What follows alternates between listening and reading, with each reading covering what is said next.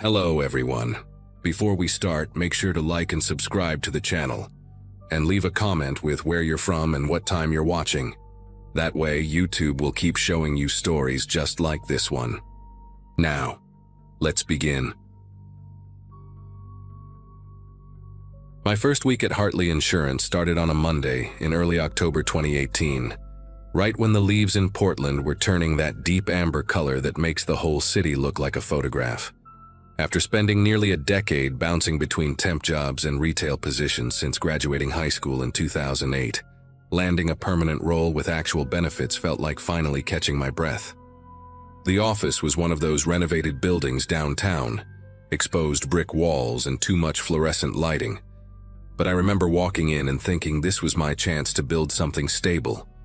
My cubicle was on the third floor, wedged between a filing cabinet and a window that overlooked the parking garage. Human Resources paired me with a senior claims processor named Boyd Whitmore for my training period, which they said would last about 3 weeks. He had been with the company for 11 years, and everyone spoke about him like he was some kind of institution. When we shook hands that first morning, he held on just a beat longer than normal, looked me dead in the eyes, and said he was going to take really good care of me. Boyd was somewhere in his mid-40s, with thinning gray hair that he combed straight back, and these pale blue eyes that never seemed to blink at a normal rate. He wore the same rotation of 3 polo shirts throughout the week, always tucked into khakis that were ironed with military precision. During those initial days, he was thorough and patient, explaining the claims software step by step, never making me feel stupid for asking questions. But even then, there were small things that made me pause. He would stand behind my chair while I worked, close enough that I could smell his coffee breath on my neck, narrating everything I typed. When I mentioned grabbing lunch from the break room, he insisted on joining me every single time, positioning himself between me and the door. By the end of that first week, he knew my full name, my address from some onboarding paperwork he claimed to have glimpsed, and the fact that I lived alone in an apartment complex off Hawthorne Street. I told myself he was just being friendly, that this was what mentorship looked like in a corporate environment. I had no idea how wrong I was. The second week is when things started to shift. Boyd began sharing personal details about his life that felt wildly inappropriate for a professional setting, let alone someone I had known for only 7 days. He told me about his divorce, which had happened 4 years prior, and how his ex-wife had taken everything from him, including his dignity. He described the empty apartment he went home to every night, the silence that greeted him when he unlocked the door, the way he sometimes forgot to eat dinner because there was no one there to remind him. These conversations always happened when we were alone, usually in the small conference room where he conducted my training sessions with the door closed. He would pause mid-explanation about a claims procedure, stare at some fixed point on the wall, and then launch into another confession about his loneliness. I tried to be sympathetic at first, offering the kind of vague, supportive statements you give to acquaintances going through a hard time. But then he grabbed my hand across the table one afternoon, squeezed it tight, and told me I was the only person who truly understood him. I pulled my hand back and made some excuse about needing to use the restroom. When I looked in the bathroom mirror, my face had gone pale, and there was this tight knot forming in my chest that would become a permanent fixture over the following weeks. After that incident, I started noticing how Boyd had positioned himself as a barrier between me and the rest of the office. Whenever someone stopped by my cubicle to introduce themselves, he would materialize within seconds, steering the conversation back to work or finding some reason to pull me away. A woman named Heather from accounting tried to invite me to a Friday happy hour during my 3rd week, and Boyd intercepted before I could even respond, telling her that I was still in training and needed to focus. He said it with this polite smile plastered on his face, but his tone left no room for argument. Heather gave me this look, eyebrows slightly raised like she was trying to communicate something without words. I wish I had paid more attention to that look. I wish I had followed her to her desk and asked what she knew about Boyd Whitmore that I clearly did not. By the end of October, my training period was officially over, but Boyd acted like nothing had changed. He still showed up at my cubicle first thing every morning with a cup of coffee made exactly the way I liked it, still insisted on eating lunch together, still found reasons to hover near my desk throughout the day. When I tried to politely decline his company, explaining that I needed to focus on my own workload now, his entire demeanor shifted. His face went blank for a moment, completely expressionless, and then he said something that still echoes in my head to this day. He called me his closest person, not his closest friend, not his work buddy, but his closest person, like I was somehow essential to his existence. He said it so matter-of-factly, like he was stating an obvious truth that I should have already known. I told him that was a really intense thing to say to a coworker, that we barely knew each other, and that I needed some professional distance. He just nodded slowly, that blank expression returning, and walked away without another word. I thought maybe I had finally gotten through to him. The next morning, I overheard Boyd talking to one of the senior managers near the coffee machine. I was walking past, and he did not seem to notice me, or maybe he did, and wanted me to hear.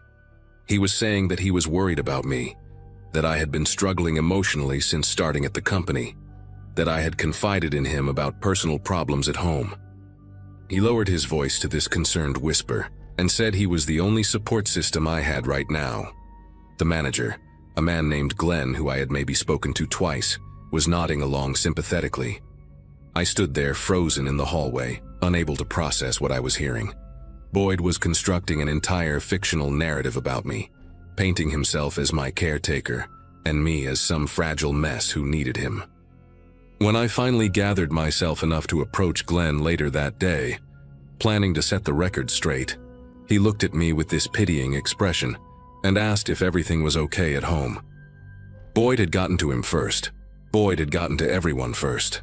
I started keeping a written log of every interaction, every lie I overheard him tell, every time he showed up uninvited at my desk.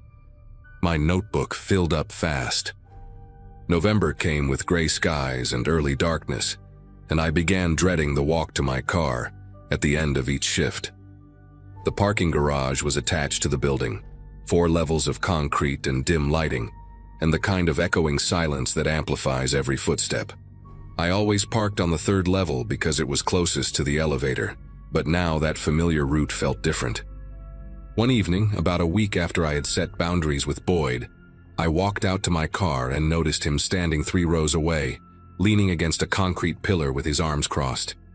He was just standing there watching me.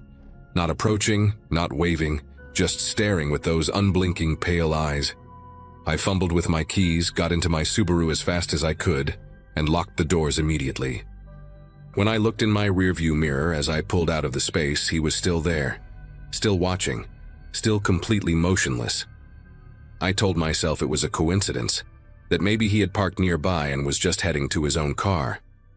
But he did not move. He just stood there until I turned the corner and lost sight of him. It happened again the next night, and the night after that.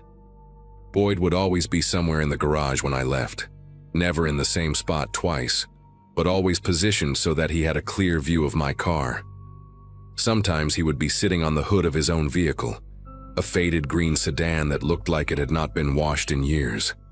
Other times he would be standing near the stairwell exit, hands in his pockets, head slightly tilted like he was studying me. He never said anything, never approached, never acknowledged that what he was doing was deeply disturbing. It was always just that silent presence, that unwavering stare. I started varying my departure times, leaving 15 minutes early or staying an hour late, but somehow he always knew. No matter when I walked out to that garage, Boyd Whitmore would be there waiting. I mentioned it to Heather one morning, pulling her aside in the break room where Boyd could not see us. She went quiet for a moment, then told me something that made my whole body go cold. She said there had been another woman before me, a claims processor who started about 2 years ago and quit after only 4 months. Heather said nobody talked about it, but the woman had filed a complaint with HR before she left. Nothing ever came of it. Boyd was too valuable, too senior, too protected. I filed my own complaint with HR the following Monday, bringing my notebook full of documentation, and trying to keep my voice steady as I explained everything to a woman named Diane, who sat behind a desk covered in motivational posters. She listened, nodded in all the right places, took notes on a yellow legal pad, and assured me the company took these matters very seriously. She said they would investigate and get back to me within 2 weeks. Those 2 weeks passed without a single word. When I finally followed up, Diane told me that after reviewing the situation, they had determined Boyd's behavior did not constitute harassment under company policy. She said he was simply being friendly and that perhaps I had misinterpreted his intentions. I asked about the parking garage incidents, about him waiting for me every single night, and she actually smiled and said that employees were allowed to use the parking facilities at any time. There was nothing they could do.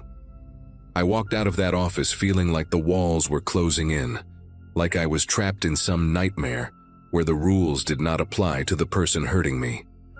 That night, when I saw Boyd standing at the garage exit with his arms folded across his chest, he lifted one hand and gave me a slow wave.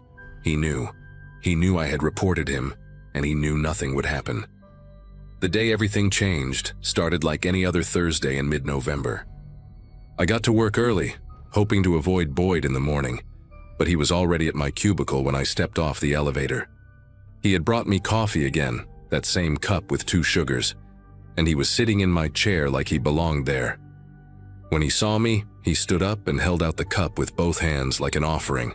I told him I did not want it, that I needed him to leave my workspace immediately, that I was documenting everything for a potential legal case.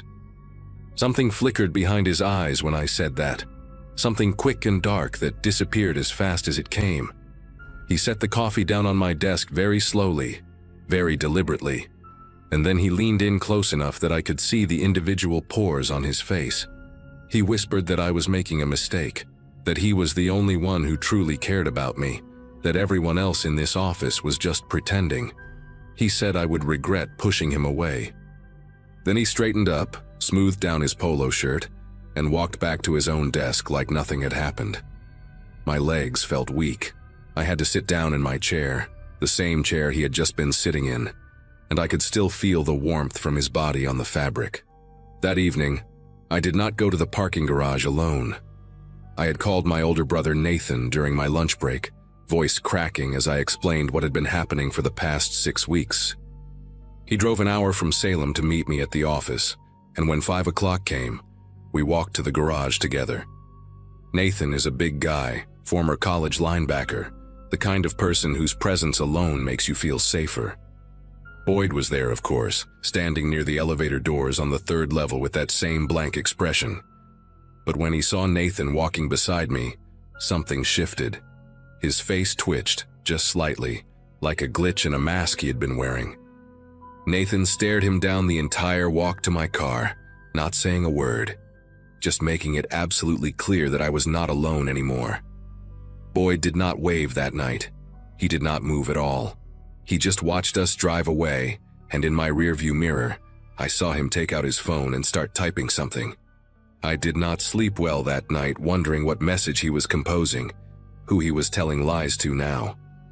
The next morning, I walked into the office and went straight to Glenn, the senior manager, before Boyd could intercept me. I told him everything in a calm, measured voice, including the threat from the day before, and the fact that Boyd had been waiting in the garage every single night.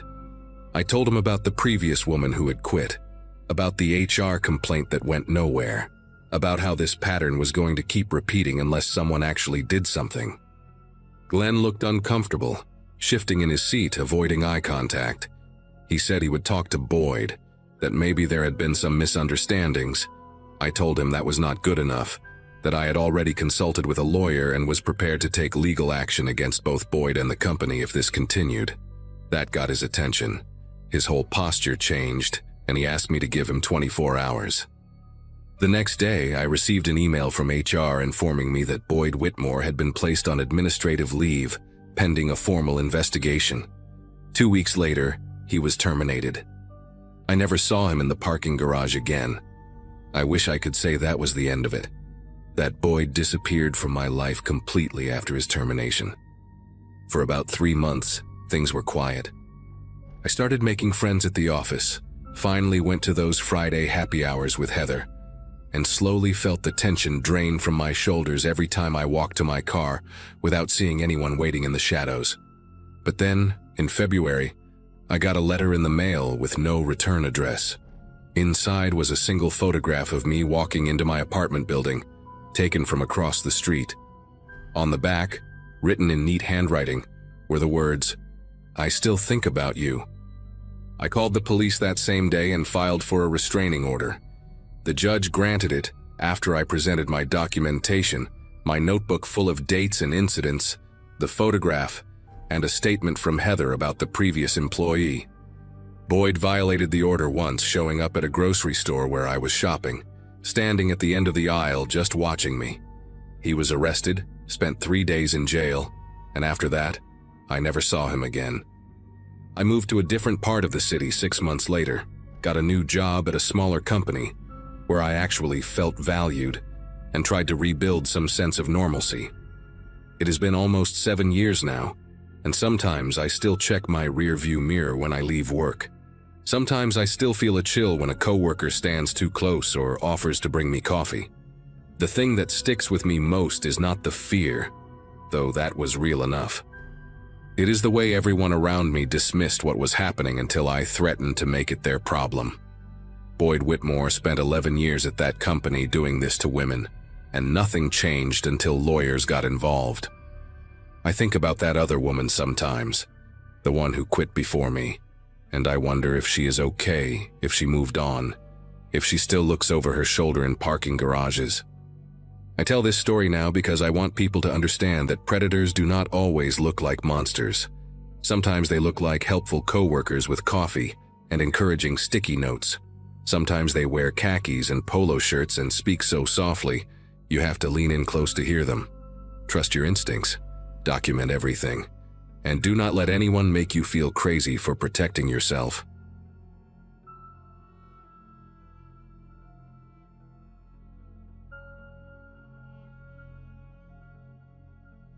Overnight shifts at a gas station in the middle of nowhere have a way of making you question your life choices. My graduating class from 2011 had scattered across the country chasing careers and dreams, while I found myself behind a counter in rural Ohio, selling cigarettes and energy drinks to truckers passing through on Route 42. It was early February, a Wednesday night so cold that the air itself seemed frozen, and the fluorescent lights above the pumps flickered every few minutes like they were trying to send a message. I worked at a place called Rusty's Quick Stop, though nobody named Rusty had owned it in decades. Now it belonged to some corporation out of Chicago that sent us paychecks and nothing else. My shift partner that night was a guy named Boyd Pittman, a wiry man in his early 40s with deep-set eyes and a patchy beard that never quite filled in right. Boyd had been working there longer than anyone could remember, and he had this habit of humming old country songs under his breath while he restocked the coolers. We got along fine, mostly because neither of us felt the need to fill the silence with meaningless chatter. The trouble started around 11:30, when a customer pulled up in a beat-up Chevy pickup with rust eating through the wheel wells. He was a heavy-set guy in a camo jacket, the kind of regular we saw every week buying the same pack of Marlboro Reds and a tall boy of Bud Light. I was in the back doing inventory when I heard voices rising at the front counter. Not shouting exactly, but that tense, clipped tone people use right before things go sideways. By the time I came through the storage room door, the customer was already leaving, slamming the glass door hard enough to rattle the whole frame. Boyd stood behind the register with his jaw clenched so tight I could see the muscles twitching beneath his skin. When I asked what happened, he just shook his head and said the guy had accused him of shortchanging him by $1.50. It seemed like such a small thing at the time, the kind of minor friction that evaporates the moment the customer drives away. But Boyd kept staring at that door long after the taillights disappeared into the darkness, and something in his expression had shifted in a way I could not quite name. For the next hour, Boyd seemed to retreat into himself. He wandered between the aisles, straightening products that did not need straightening, adjusting candy bars so their labels faced forward with an almost obsessive precision. I tried to make small talk a few times, asked if he wanted me to grab him a coffee from the machine, mentioned that the weather was supposed to warm up by the weekend, but he barely acknowledged me. He just kept muttering under his breath, too quiet for me to catch the words, but loud enough that I could hear the rhythm of it, like he was rehearsing something or counting. Around 12:15, a couple stopped in to use the restroom and grab some snacks for the road, and Boyd refused to ring them up. He just stood there behind the counter staring at a spot on the wall while I apologized and handled the transaction myself. The woman gave me a look that said, "What's wrong with him?" And I shrugged like it was no big deal, even though my pulse had started to pick up in a way I did not like. After the couple left, Boyd announced he was going to the storage room to check on something. I said okay, figuring maybe he just needed a few minutes alone to shake off whatever was eating at him. The storage room was through a heavy metal door at the back of the building, a cluttered space filled with boxes of merchandise, cleaning supplies, and broken equipment that nobody had bothered to throw away. I went back to my spot behind the register and pulled out my phone, scrolling through nothing in particular just to pass the time. That was when I heard the first crash, a heavy, violent sound like shelving collapsing under weight. I called out Boyd's name, but there was no answer. Then came another crash, followed by a third, and beneath it all I could hear something that made the hair on my arms stand up straight. Boyd was laughing. Not a normal laugh, not the kind you let out when something is funny. This was high-pitched and breathless, almost like sobbing, and it did not stop. It just kept going and going while things shattered and tumbled in that back room. My first instinct was to call our manager, a guy named Lou Hensley, who lived about 20 minutes away in the nearest actual town. Lou was not exactly the kind of boss who inspired loyalty. He spent most of his time at home watching cable and only showed up to collect the register totals. But he was the only authority figure I had access to at that moment. I moved toward the landline phone mounted on the wall behind the counter, the one we used for calling in orders and emergencies. When I picked up the receiver, there was no dial tone, just dead silence. I pressed the hook switch a few times, thinking maybe the connection was loose, but nothing happened. That was strange because that phone had worked fine earlier in the evening when Lou had called to check if we needed anything from the supplier. I followed the cord with my eyes, tracing it along the wall toward the back office, where it connected to the main junction box. The cord disappeared through a gap in the wall paneling, and when I crouched down to look closer, I saw that it had been pulled clean out. Not cut, but yanked with enough force to rip the wires from their housing. The plastic casing was cracked, and the copper wiring inside hung limp like exposed tendons. A cold realization crept through me as I stood back up. Boyd had gone to the storage room maybe 10 minutes ago, but the back office shared a wall with that space. He could have easily slipped through the connecting door and torn out the phone line without me noticing. The crashing and laughing would have covered any sound. I reached for my cell phone in my back pocket, but when I pulled it out, the screen showed no signal. That was not unusual for this stretch of road. Cell coverage out here was spotty on a good day and nearly non-existent at night when atmospheric conditions shifted. Still, seeing those empty bars made my chest tighten in a way that bordered on panic. I was alone in this fluorescent-lit box in the middle of frozen farmland, miles from the nearest house, and the only other person here had just destroyed the only reliable way to call for help. The laughter from the storage room had stopped now, replaced by a silence that felt almost worse. I could hear the hum of the refrigerator units along the back wall, the tick of the clock above the door, and beneath it all, the sound of footsteps, slow and deliberate, moving across the concrete floor of the storage room toward the door that led back to the main floor. I thought about running. The front door was maybe 15 feet away, and my car was parked on the side of the building near the dumpsters. But my keys were in my jacket, and my jacket was hanging on a hook in the back office. The same back office that shared a door with the storage room where Boyd was.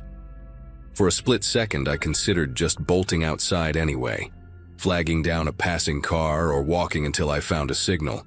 But the temperature out there was well below freezing, and the next town was at least 8 miles down the road. I would be a popsicle before anyone found me. So I stayed where I was, standing behind the counter with my heart hammering against my ribs, watching that storage room door like it was the mouth of something hungry. The footsteps stopped, Then the door swung open slowly, the hinges groaning in a way I had never noticed before, and Boyd stepped through. He looked different now, not physically, but in the way he carried himself. His shoulders were relaxed, his movements smooth and unhurried. The frantic energy from before had drained away completely, leaving behind something that resembled calm, but did not feel like it. His eyes found mine across the store, and he smiled. It was the kind of smile you see on someone who has just solved a problem that has been bothering them for years.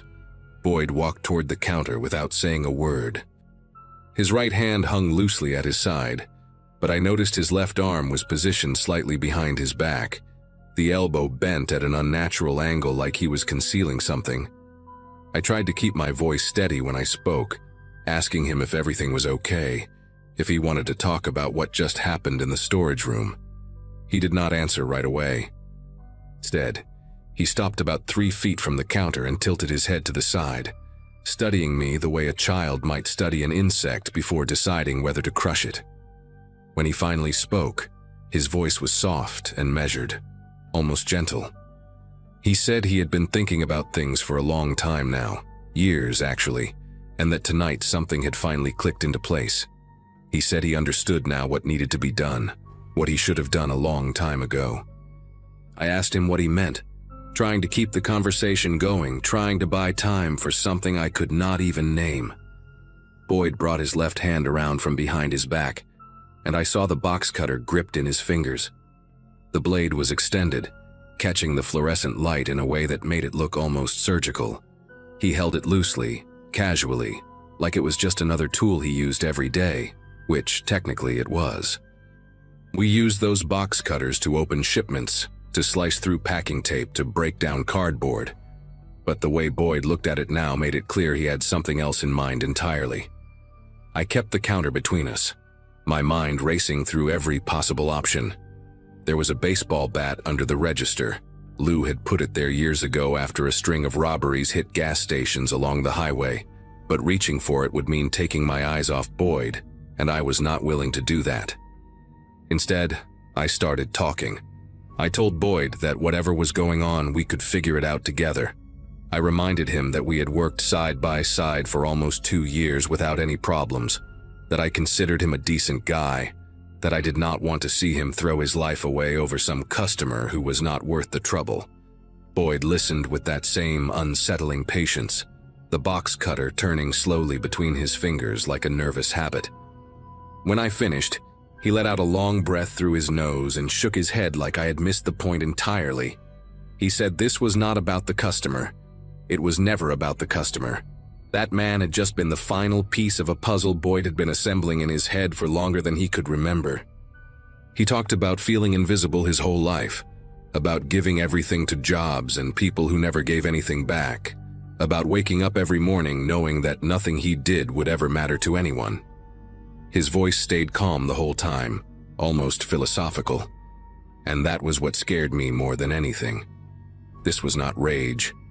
This was something that had been thought through, rationalized, accepted. Boyd took a step closer to the counter, and I instinctively stepped back until my shoulders hit the cigarette display behind me. He noticed the movement and stopped, tilting his head again with what looked almost like curiosity. He asked if I was afraid of him, and I did not see any point in lying. I told him yes, I was terrified. Something flickered across his face then, just for a moment, like my honesty had surprised him. He lowered the box cutter slightly, not putting it away but letting his arm relax at his side. He said he was not going to hurt me. That was not what tonight was about. He said there was someone else, someone who deserved what was coming, and once he took care of that, everything would finally balance out. I asked who he was talking about, and Boyd's expression hardened into something distant and cold. He mentioned a name I did not recognize. His ex-wife, he explained, who had taken his kids and moved to Indiana 3 years ago. He said she was the reason he had ended up in this dead-end job, the reason he had nothing left, the reason he woke up every day feeling like a ghost walking through a world that had already forgotten him. He was going to drive to her house tonight after our shift ended, and he was going to make sure she understood exactly how much pain she had caused him. The way he said it, so matter-of-fact and certain, made me realize that Boyd was not having a breakdown. He had already broken, probably a long time ago, and what I was seeing now was just the final crack spreading through the surface. I knew I had to do something. If Boyd walked out that door and drove to Indiana, someone was going to die. Maybe his ex-wife, maybe his kids if they got in the way. Maybe Boyd himself when the police caught up with him. And I would have to live with knowing I stood there and let it happen. So I did the only thing I could think of in that moment. I lied. I told Boyd I understood how he felt, that I had been through something similar after my own father walked out on our family when I was a kid. I told him that hurting his ex-wife would not fix anything. It would just mean his children would grow up knowing their father was a murderer, and they would hate him for it the same way I hated my dad for abandoning us. None of it was true. My parents were still married, still living in the same house in Columbus where I grew up. But I watched Boyd's face as I spoke, searching for any crack in that terrifying composure, and I saw something shift behind his eyes. He was listening. Really listening. I kept going, making up details about sleepless nights and therapy sessions, and the long road to forgiving someone who had hurt me deeply. I told him that revenge was a door that only opened one way, and once you walked through it, you could never come back. Boyd stood there for what felt like hours, though it was probably only a minute or two. The box cutter was still in his hand, but his grip had loosened, and the blade was no longer pointed in my direction. He looked exhausted suddenly, like all the energy that had been fueling him had drained away at once. When he finally spoke, his voice was barely above a whisper. He said he was tired. So tired of being angry, of carrying all this weight, of waking up every day with nothing to look forward to except more of the same emptiness. I saw tears forming in the corners of his eyes, and for the first time that night, Boyd looked less like a threat and more like what he really was, a broken man standing at the edge of a cliff, trying to decide whether to jump. I asked him to put down the box cutter, and after a long pause, he set it on the counter between us. The metal clattered against the surface, and I let out a breath I did not realize I had been holding. I came around the counter slowly, keeping my movements calm and deliberate, and I picked up the box cutter and slid it into my back pocket. Boyd did not try to stop me. He just stood there with his arms hanging limp at his sides, staring at the floor like he had forgotten where he was. Around 1 a.m, a semi-truck pulled into the lot to refuel, and the driver came inside to pay. I used the opportunity to ask if I could borrow his phone, told him mine had died, and I needed to make an urgent call. He handed it over without asking questions, and I stepped outside into the freezing air and dialed 911. I explained the situation as calmly as I could. My coworker had experienced some kind of mental health crisis. He had made threats against his ex-wife, and I needed someone to come out here before he changed his mind and tried to leave.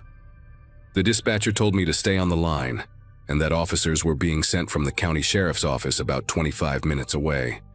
When I went back inside, Boyd was sitting on the floor behind the counter with his knees pulled up to his chest, rocking slightly and humming one of those old country songs he always hummed during his shifts. He did not look up when I approached. He did not seem to notice anything at all anymore. I sat down on the floor a few feet away from him and waited, watching the parking lot through the glass doors for the flash of red and blue lights. Neither of us said a word.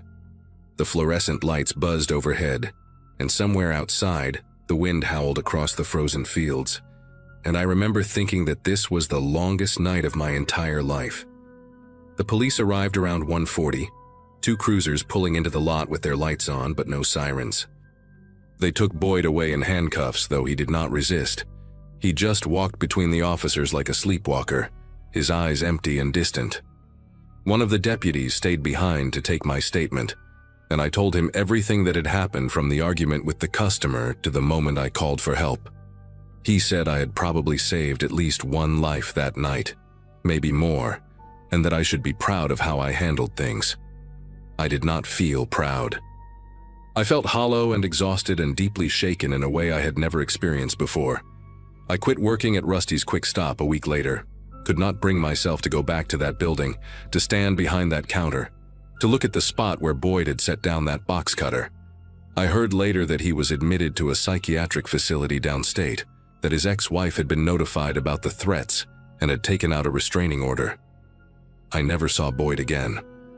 Sometimes I still think about that night, about how close everything came to going wrong, about the lies I told to keep a broken man from destroying himself and everyone around him. I do not know if what I did was right. I just know that when the sun finally came up the next morning, everyone who was supposed to be alive was still breathing, and maybe that is the only thing that matters in the end.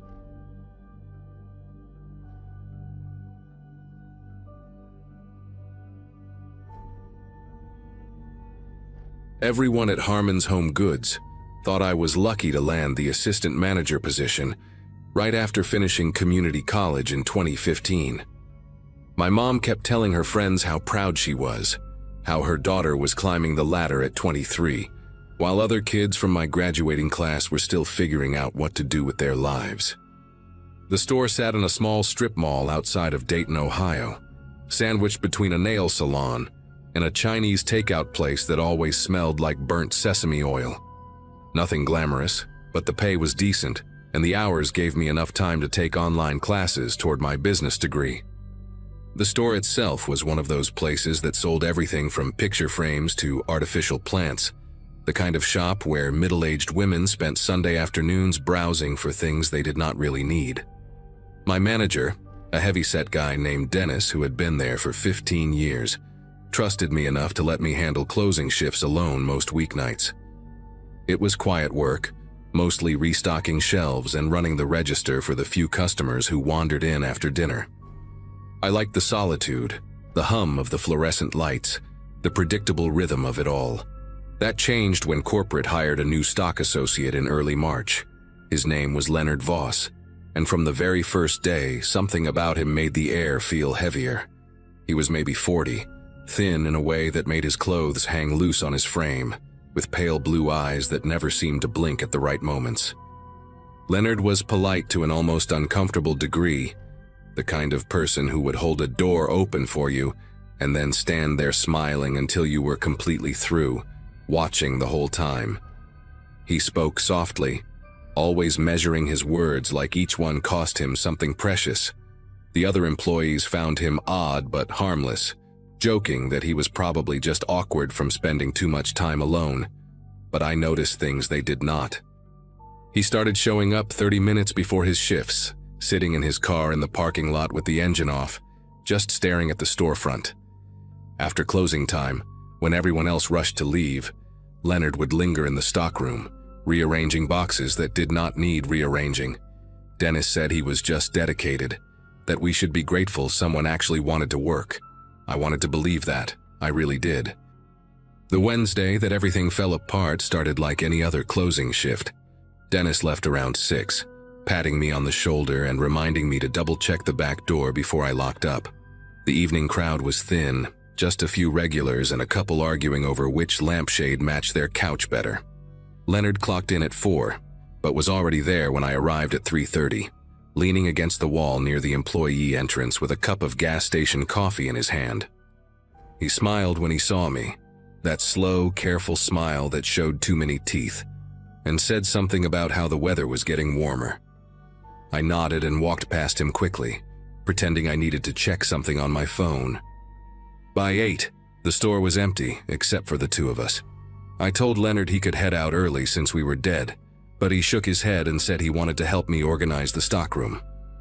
His voice was calm, almost gentle, but there was something underneath it that made my chest tighten. I should have insisted, should have made up some excuse about needing to do inventory alone. Instead, I just shrugged and said sure, thinking maybe I was being paranoid about a guy who was simply trying to be helpful. The stockroom at Harmon's was a narrow maze of metal shelving units stacked with boxes of merchandise waiting to be unpacked. The lighting back there was harsh and uneven, casting long shadows that shifted every time you moved between the aisles. Leonard followed me in and immediately started straightening boxes on the lower shelves, humming something tuneless under his breath. I was reaching for a box of ceramic vases on a high shelf when my elbow caught the strap of his backpack, which he had left sitting on top of a crate near the door.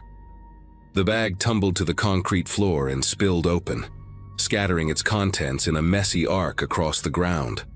Pens, a water bottle, some crumpled receipts, and then a manila folder that slid out and fanned open, revealing a stack of papers covered in official-looking print. I crouched down to help gather everything, already apologizing, when my eyes caught a photograph paper-clipped to one of the documents. It was a woman, maybe early 30s, with shoulder-length brown hair and a nervous smile. Below the photo, in bold capital letters, were the words, "Restraining Order," followed by a case number and a date from 2016. My hands went cold and I felt the air leave my lungs, but I kept my face neutral, shoving everything back into the folder without looking at it again. I handed Leonard his backpack and forced a laugh, saying something about how clumsy I was, how I was always knocking things over. He took the bag from me slowly, his fingers brushing against mine for just a second too long. When I looked up at his face, the polite mask he always wore had slipped, just slightly, like a picture frame hanging crooked on a wall. His pale eyes studied me with an intensity that made my skin prickle, searching my expression for something I was desperately trying to hide. He asked me if I saw anything interesting in there, his voice still soft but with a new edge to it, like a knife wrapped in velvet. I shook my head and told him I was not paying attention, that I just grabbed everything and stuffed it back in. For a moment, neither of us moved. The fluorescent lights above us buzzed and flickered, and I became painfully aware of how far we were from the front of the store, from the windows, from anyone who might walk by and see us. Then Leonard smiled again, but this time it did not reach his eyes. He said it was fine, that he appreciated me helping him pick everything up, and he zipped the backpack closed with slow, deliberate movements. After that, the atmosphere in the store shifted into something I cannot quite describe. It was like the air had thickened, like every shadow in my peripheral vision was watching me. Leonard did not go back to organizing the stockroom. Instead, he followed me out onto the sales floor and stayed within 15 feet of me no matter where I went. When I walked to the register to count the drawer, he appeared at the end of the aisle, pretending to straighten a display of picture frames. When I moved to the home decor section to fix a fallen sign, he was suddenly there too, examining a set of candles like they were the most fascinating things he had ever seen. I tried to tell myself it was coincidence, that the store was small and we were bound to cross paths. But every time I turned around, there he was, those unblinking eyes locked onto me with a patience that felt predatory. Around 9:30, he finally spoke again. He was standing near the greeting card section, maybe 10 feet away from me, and he asked in that measured voice of his whether I thought people trusted too easily these days. I pretended not to hear him at first, hoping he would let it go. He did not. He repeated the question, slower this time, and added that some people just hand over their trust to strangers without ever stopping to wonder if they should. I mumbled something about how I guessed that was true, trying to keep my voice steady while my heart slammed against my ribs like it was trying to escape. Leonard nodded slowly, as if I had just confirmed something he already knew. He took a few steps closer, close enough that I could smell the stale coffee on his breath and see a small scar on his chin I had never noticed before.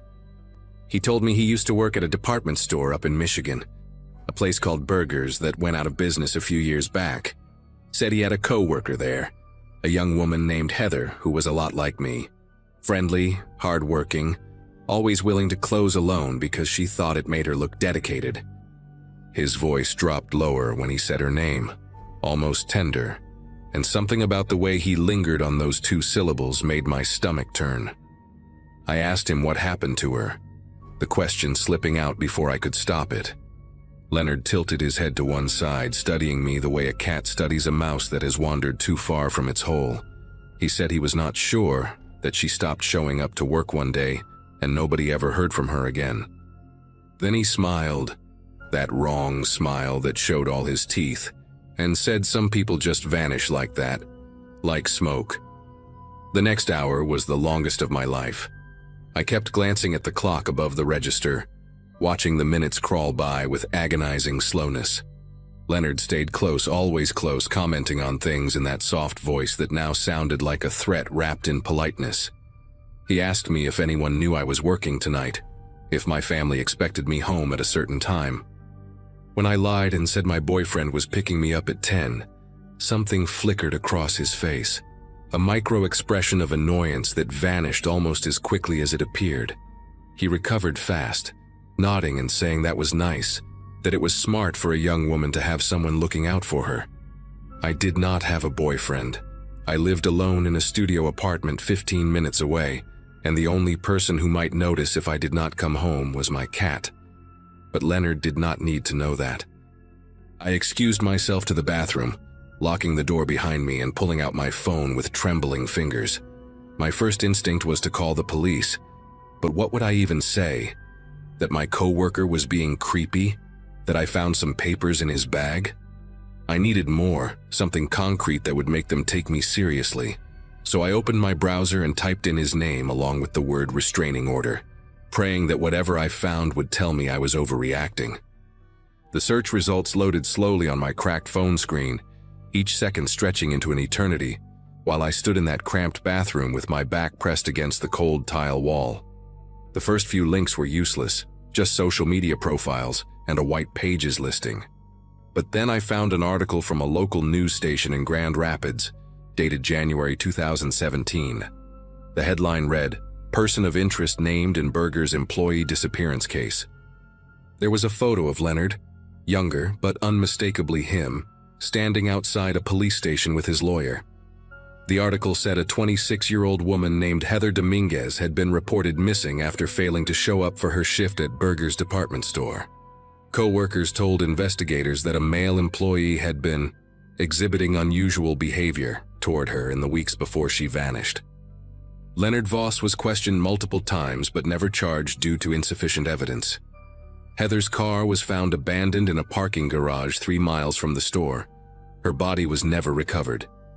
I scrolled further and found another article mentioning that a restraining order had been filed against Leonard by a different woman, a neighbor who claimed he had been watching her apartment for months. The case was dropped when she moved out of state. My vision blurred, and I had to grip the edge of the sink to keep from collapsing. The man outside that door, the man who had been following me all night, was almost certainly responsible for making a woman disappear forever. I gave myself 60 seconds to fall apart, letting the panic wash over me in hot waves before forcing it back down. I could not afford to lose control, not now. Not with Leonard waiting somewhere out there on the sales floor. I flushed the toilet to keep up appearances and ran the sink for a few seconds, buying myself time to think.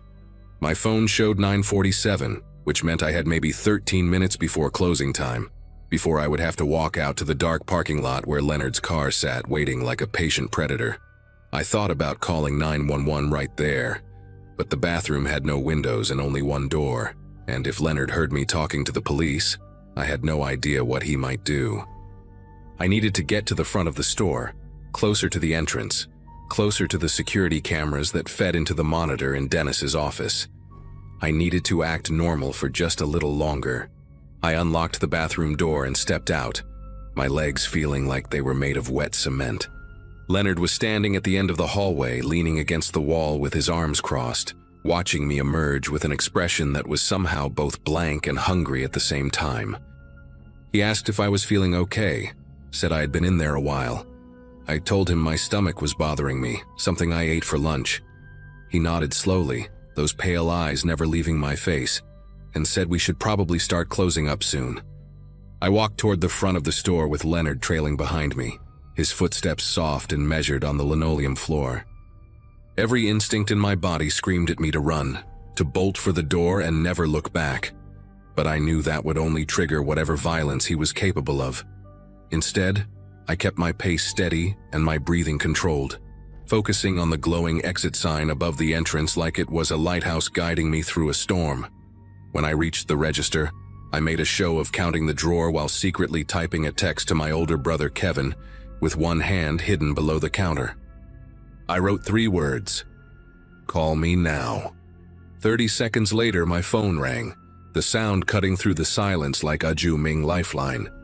I answered it loudly, saying Kevin's name and asking him where he was, pretending to listen while he asked me what was going on. I told him I was just finishing up at work and that I would meet him outside in 2 minutes, making sure my voice carried across the store. Leonard had stopped near the greeting card aisle, watching me with an unreadable expression. I saw his jaw tighten, saw his hands curl into loose fists at his sides, and for one terrifying moment I thought he was going to call my bluff. But then something shifted in his posture, a subtle relaxation that told me he had decided tonight was not the night. He grabbed his backpack from behind the counter and told me he was going to head out, that he would see me tomorrow.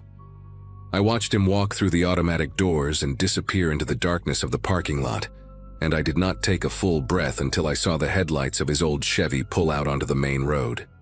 Kevin stayed on the phone with me while I locked up the store and sprinted to my car, my keys clutched between my fingers like a weapon.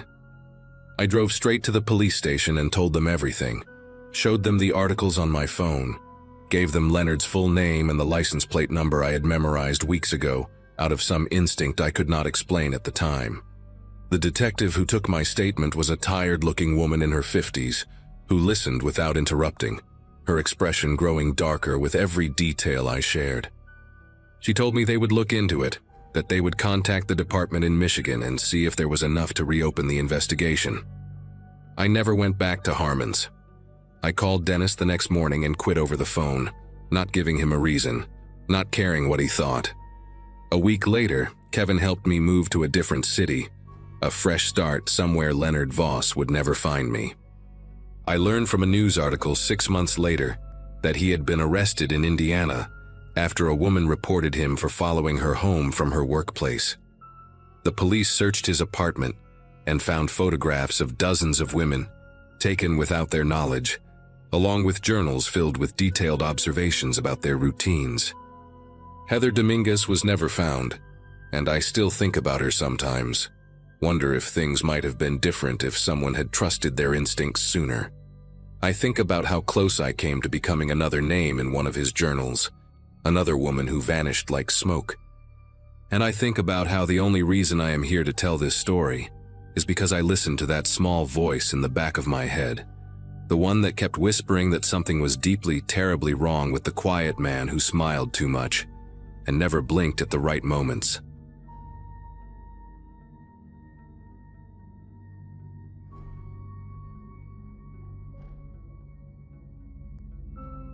Night shift at Holbrook Distribution Center paid better than anything else I could find after dropping out of college my sophomore year.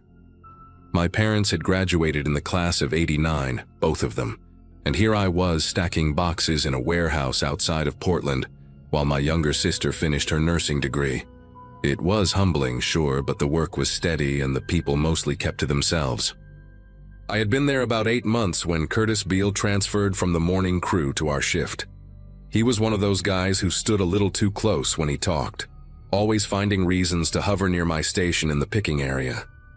At first I thought he was just lonely, new to the shift, no friends yet, probably nervous. He had this habit of laughing at things that were not funny, this dry chuckle that came half a second too late.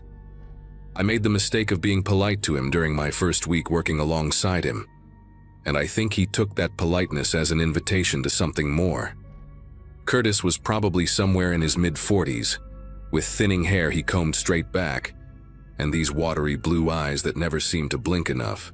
He wore the same rotation of 3 polo shirts under his safety vest, and he always smelled faintly of menthol cigarettes and cheap soap. The first few conversations were harmless enough. He asked about my car, about whether I liked the shift supervisor, about what kind of music I listened to during my commute. I answered with short sentences, nothing personal, just enough to not seem rude. But then he started showing up at my locker before shifts, waiting there like it was our meeting spot. He would ask if I wanted to walk to the floor together, and when I said I needed to use the restroom first, he would still be there when I came back. My coworker Elise noticed before I did. She pulled me aside one night and said that Curtis had been asking other people questions about me, whether I had a boyfriend, where I lived, what my schedule looked like. I tried to create distance after that. Started taking my breaks at different times, eating my lunch in my car instead of the break room, switching my locker to the row closer to the supervisor's office. For about 2 weeks it seemed to work. Curtis would still wave at me from across the floor, still try to catch my eye when we passed each other near the loading docks. But he kept his distance. I thought maybe he had gotten the message. Maybe he had found someone else to fixate on. Maybe I had been overthinking the whole thing. Then came the night he sat down next to me in the parking lot.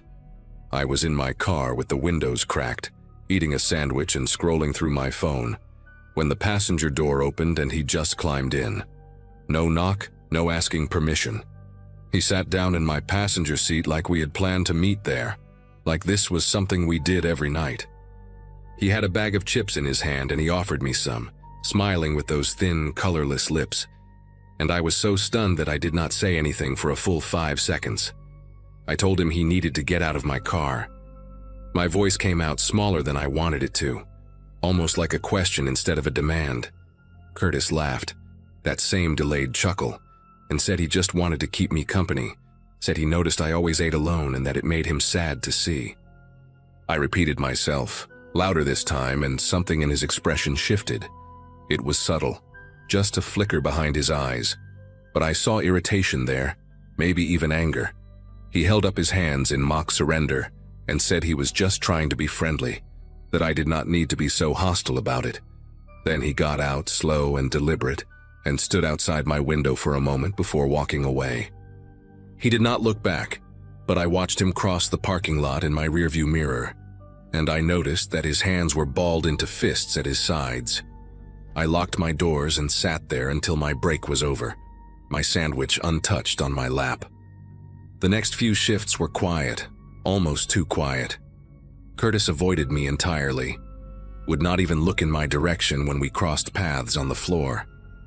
I told myself that the car incident had finally gotten through to him, that he understood now that I wanted nothing to do with him.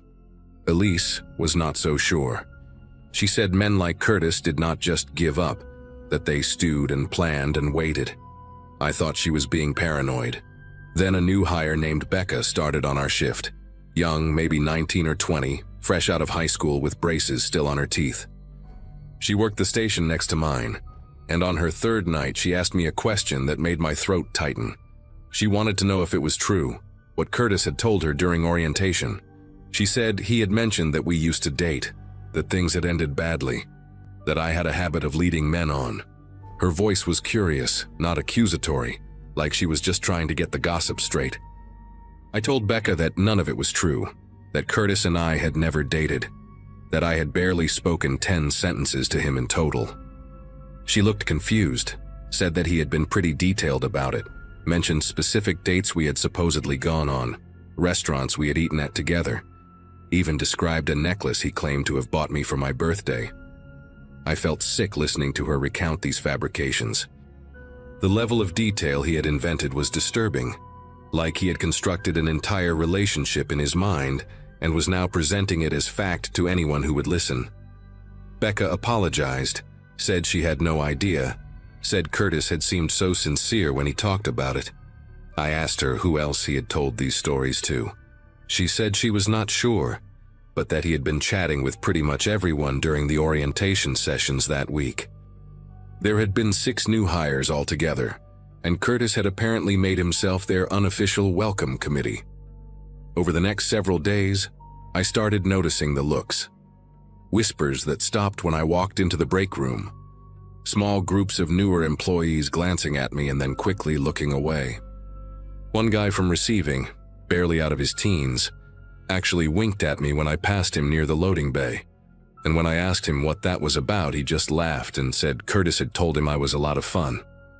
I did not understand what he meant at first. Then Elise pulled me aside again and told me what she had overheard in the women's restroom. 2 of the new hires had been talking about me, sharing stories that Curtis had apparently told them in graphic detail. Stories about things I had supposedly done with him, intimate things, explicit things, described with enough specificity that they sounded almost believable.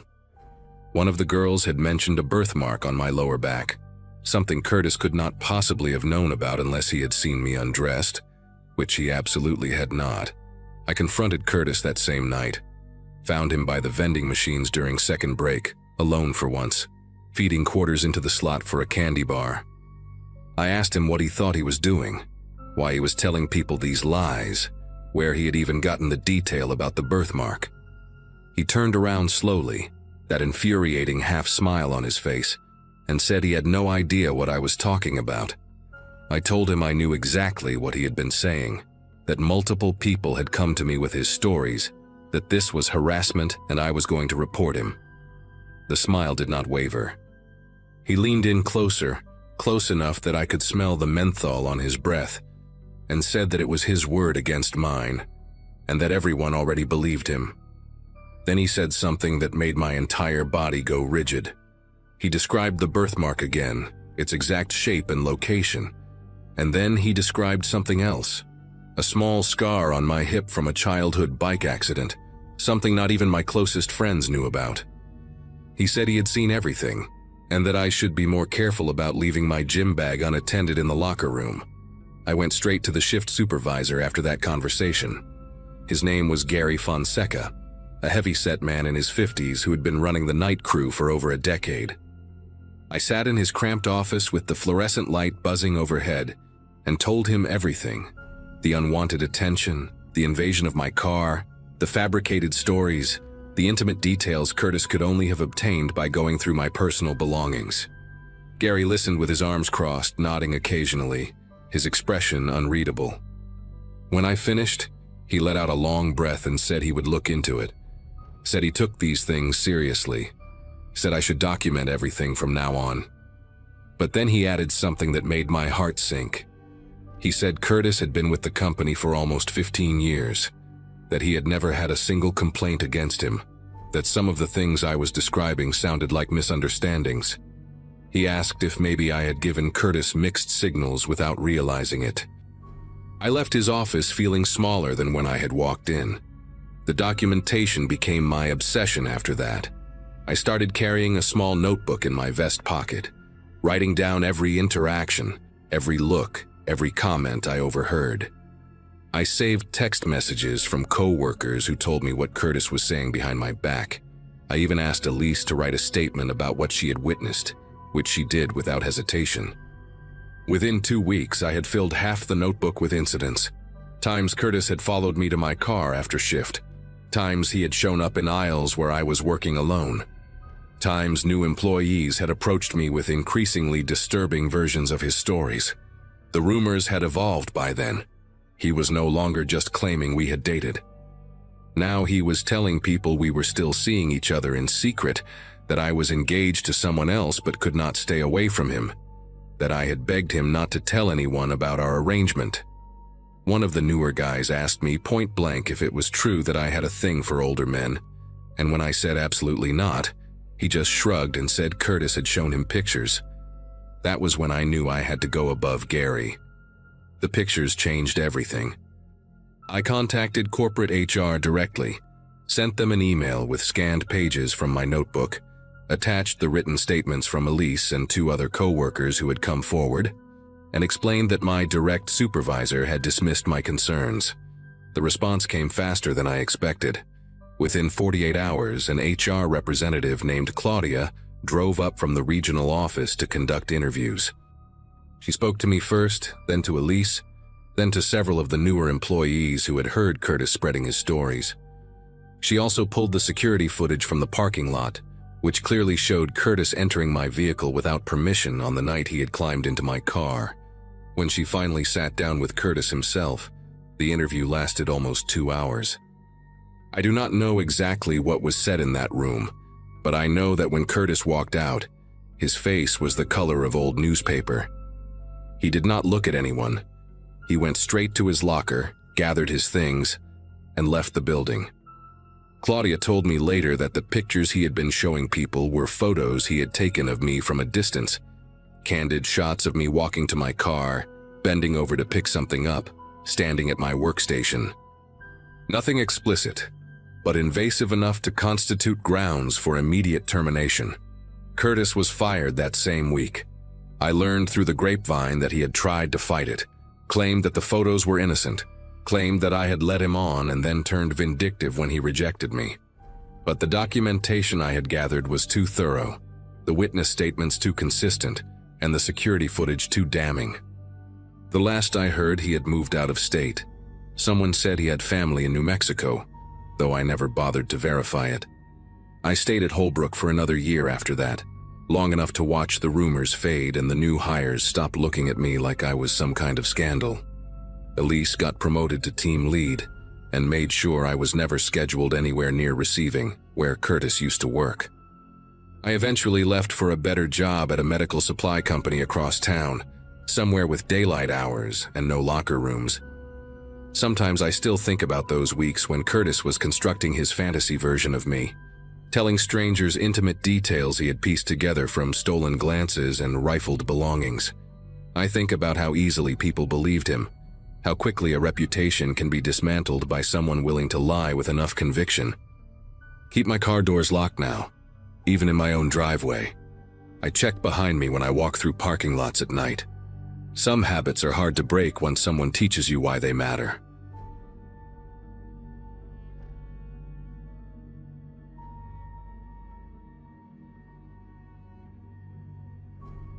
Friday nights at Bronco Burger were always chaos, but I had learned to love the rhythm of it. Orders flying, timers beeping, the smell of grease permanently embedded in my work shirts. My high school class graduated in 2015, and while most of my friends had moved on to office jobs or college degrees, I had climbed my way up from fry cook to shift supervisor at the busiest location in Albuquerque. It was not glamorous, but it paid the bills for my apartment and kept me busy enough that I did not have time to overthink my life choices. That particular Friday in March felt like any other, until a new hire named Curtis Weaver walked through the back door for his first closing shift. He was maybe a few years older than me, with a weathered look that suggested he had seen more than his share of rough nights. The hiring manager had brought him on last minute to cover a staffing gap, and I did not think much of it at first. Curtis kept his head down those first couple of hours, which I actually appreciated. New hires who talked too much usually burned the patties or forgot to restock the napkin dispensers. But there was something particular about the way he moved through the restaurant, always positioning himself away from certain spots.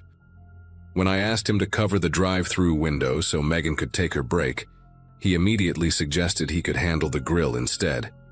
I figured maybe he just felt more comfortable with cooking than customer interaction. Some people are like that. But then I noticed he never walked past the front counter cameras when he could avoid it. He would take the long way around through the storage hallway just to get to the freezer. During his smoke breaks, he stood pressed against the brick wall in a spot where the parking lot cameras could not reach. I told myself he was probably just one of those guys with social anxiety, maybe self-conscious about being recorded. Plenty of people hate cameras. Still, a small part of my brain filed it away as odd. A week passed, and Curtis showed up for every shift on time, worked hard, never complained. I started to think I had been paranoid for nothing. He was quiet, sure, but he was reliable. And in fast food, reliable is worth its weight in gold. Then came the Tuesday night that changed everything. We were slammed until around 9, and after the rush finally died down, I headed to the break room to grab my energy drink from the mini fridge. The door was slightly open, and I pushed through without thinking. Curtis was sitting at the small table with his phone in his hands, and the second he saw me, he practically slapped the screen against his chest. His whole body went rigid, like a kid caught looking at something he should not be seeing. I put my hands up and laughed, told him to relax, I was just grabbing my drink. But I had already seen a flash of what was on his screen before he hit it. A news website, some kind of article with a mugshot photo at the top. He mumbled something about just checking the weather and shoved his phone into his pocket. I nodded, grabbed my drink and walked out. But the image stuck with me. A mugshot, a headline in bold red letters. Why would anyone react that way to a weather app? That night, after we locked up and I drove home to my apartment on Copper Avenue, I could not stop thinking about it. I kept telling myself it was none of my business. Maybe he had a family member in trouble with the law. Maybe he was reading about a friend. There were 100 innocent explanations. But something in the way his face had drained of color when he saw me, that was not embarrassment. That was fear. Real, animal fear. The kind you see in someone who thinks they have been caught. I barely slept that night, replaying the moment over and over in my head. The next few shifts, I watched Curtis more carefully. Not obviously. I did not want him to notice. But I paid attention. And that is when the questions started. It began small, almost casual. He asked me how often the Cisco truck came with supplies, and I told him Wednesdays and Saturdays, usually around 6 in the morning before we opened. He nodded like he was just making conversation. Then 2 nights later, while we were mopping the floors after close, he asked if the manager always counted the safe at the same time. I told him yeah, every night at 11:15, right before the final deposit. He laughed and said he was just curious about how things worked around here, wanted to understand the routine. But there was something behind his eyes when he asked, a sharpness that did not match the casual tone of his voice. I started keeping mental notes of every question he asked, and by the end of that week, the list had grown long enough to make my stomach turn. Thursday night was when things got worse. We were alone in the back, restocking the walk-in freezer, and Curtis leaned against the doorframe with his arms crossed. He asked me, real quiet, whether the back door alarm still glitched sometimes. I stopped what I was doing and looked at him, told him I did not know what he meant. He shrugged and said he had heard one of the other employees mention that the alarm on the emergency exit had a problem, that sometimes it did not go off right away when the door opened. I lied and told him they had fixed it months ago, that it worked fine now. He just nodded, but I could see the gears turning behind his eyes. He was testing me, trying to figure out if I knew something, or maybe trying to figure out if the building had a weakness he could exploit. When I got home that night, I locked my apartment door, sat on my couch, and finally typed his name into Google, Curtis Weaver. Nothing came up except some random LinkedIn profiles and a high school football coach from Tennessee. Whoever this guy was, Curtis Weaver was not his real name. I spent the next hour digging through everything I could find. I remembered the flash of that news article, the mugshot, the red headline. So I started searching for armed robberies in New Mexico from the past few months. Nothing matched. I expanded the search to neighboring states, Arizona, Texas, Colorado. That is when I found it. A news story from a local station in Las Cruces about an armed robbery at a sandwich shop 3 towns over from where I lived. 2 men had walked in just before closing, held the employees at gunpoint, and emptied the safe. One of the robbers had been caught a week later, but the other one had vanished. The article included a photo from the security camera, grainy but clear enough. The man in the image had the same narrow face, the same high cheekbones, the same way of holding his shoulders slightly hunched forward. But what made my chest tighten was the tattoo. On the side of his neck, partially visible in the security footage, was a tattoo of a snake coiled around a dagger. I had seen that exact tattoo on Curtis when he leaned over the fryer, his collar pulling to the side. There was no doubt in my mind anymore. I was working closing shifts with a wanted man. I barely made it to the bathroom before I threw up. My mind was racing through every interaction I had with him, every time we had been alone in the building together. He had asked about the safe. He had asked about the delivery schedule. He had asked about the alarm. This was not paranoia, this was a pattern. He was planning something, and I was the idiot who had been answering his questions like we were just coworkers making small talk. I sat on my bathroom floor for 20 minutes trying to figure out what to do. Part of me wanted to call the police right then, but I had no real proof. A grainy photo and a tattoo would not be enough. And if I was wrong, if somehow this was all a terrible coincidence, I could ruin an innocent man's life. But deep down, I knew I was not wrong. The way he hid from cameras, the fake name, the specific questions about our security vulnerabilities. Curtis, or whatever his real name was, had picked Bronco Burger as his next target, and I had 3 more closing shifts with him that week. Friday came, and I drove to work with a knot in my stomach so tight I could barely breathe. I had spent the previous night reading everything I could find about the robbery. The man who got caught had taken a plea deal and was serving 8 years. His partner, the one still missing, was identified as Darren Schofield, 31 years old with prior arrests for assault and breaking and entering. The fugitive alert had been issued 2 months ago, and police believed he had fled the state. But he had not fled anywhere. He was standing at the grill station when I walked in, flipping patties like he did not have a care in the world. I clocked in, put on my headset, and tried to act normal. Every time he looked at me, I felt like he could see right through my face, like he knew that I knew. I kept telling myself to stay calm, to just get through the shift. Megan was working drive-through and a kid named Jordan was handling the front counter. As long as there were other people around, I figured I was safe. But then Megan asked if she could leave an hour early because her sister was having car trouble, and I heard myself say yes before I could think it through. By 10:30, it was just me, Jordan, and Darren in the building. Jordan was 17, skinny, more interested in his phone than in any potential danger. He had no idea what was happening. I positioned myself near the front counter, close to the panic button we had installed under the register, after a string of robberies hit fast food joints across the city a few years back. I watched Darren from the corner of my eye as he wiped down tables in the dining area. He kept glancing at the clock on the wall, and every glance made my pulse spike higher. At 10:45, he walked toward the back of the restaurant, toward the manager's office where the safe was kept. I called out and asked where he was going. He turned around with this easy smile and said he was just grabbing more napkins from storage. But the napkin boxes were in the opposite direction, near the walk-in freezer. He knew that. I knew that. And in that moment, we both knew that the other one was lying. I made a decision right there.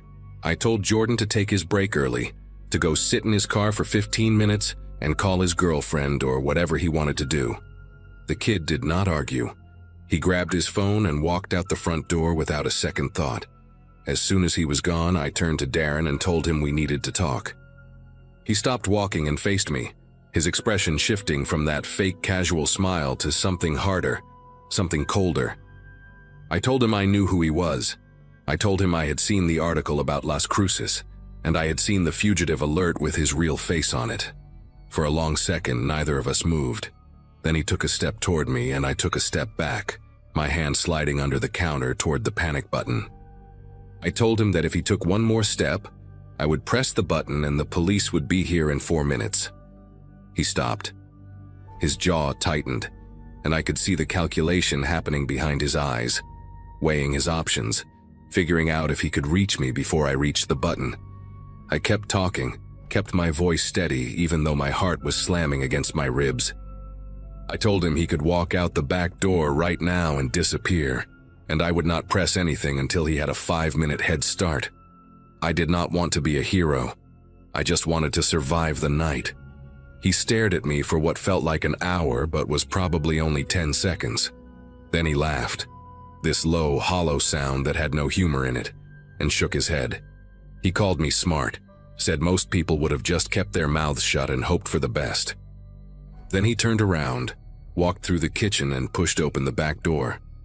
The alarm went off, that high-pitched screech filling the empty restaurant, and I watched him disappear into the darkness of the parking lot behind the building. I waited until I could not see him anymore. Then I pressed the panic button anyway. The police showed up 11 minutes later and I told them everything. They put out an alert, searched the area, but Darren Schofield was gone. A detective told me I had done the right thing, that confronting him directly was dangerous but probably saved my life, and Jordan's too.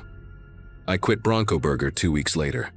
I could not stand being in that building anymore, jumping every time the back door opened, flinching every time a new hire walked in.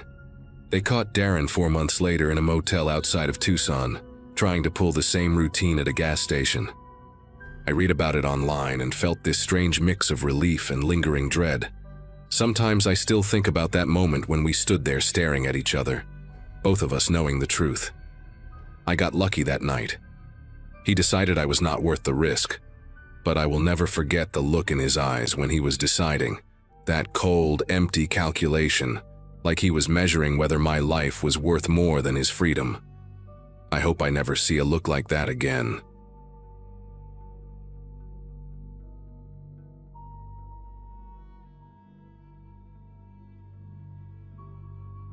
Closing shifts at Baxter's Home Goods were never anyone's idea of a good time, but I needed the extra hours that spring. My older brother had just gotten married the month before, and somewhere between the bachelor party and the wedding gift, my savings account had taken a serious hit. At 26, watching your siblings settle into adulthood while you still eat cereal for dinner most nights does something to your self-esteem. So picking up shifts felt like the least pathetic way to get back on track. The store was one of those massive warehouse-style places on the outskirts of Fredericksburg, Virginia, surrounded by nothing but a half-empty parking lot and a Taco Bell that closed at 10.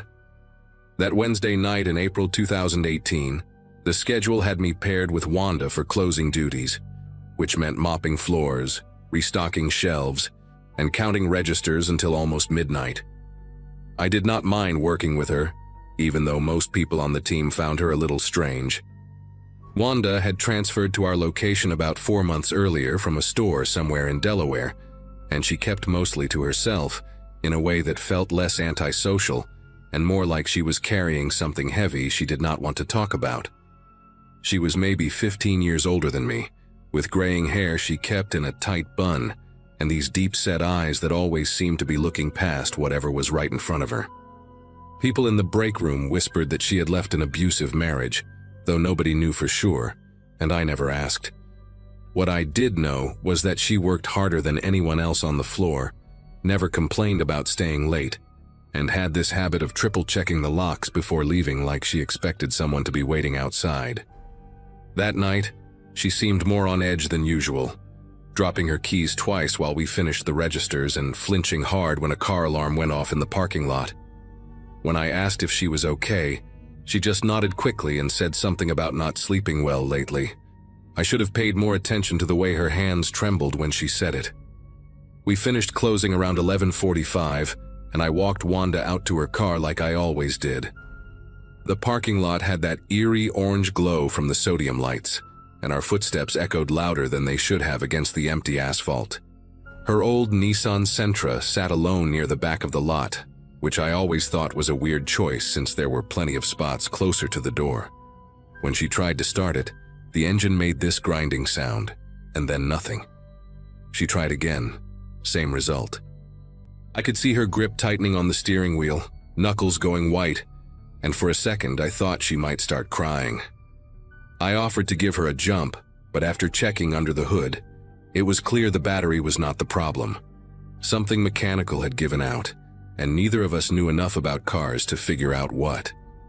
She sat there staring at the dashboard like it had personally betrayed her, and I felt terrible just leaving her stranded in that empty lot close to midnight.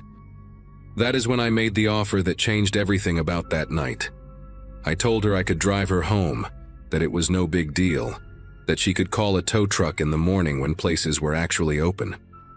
She hesitated for a long moment, looking around the parking lot like she was scanning for something in the shadows, and then finally agreed with a quiet thank you that barely reached my ears.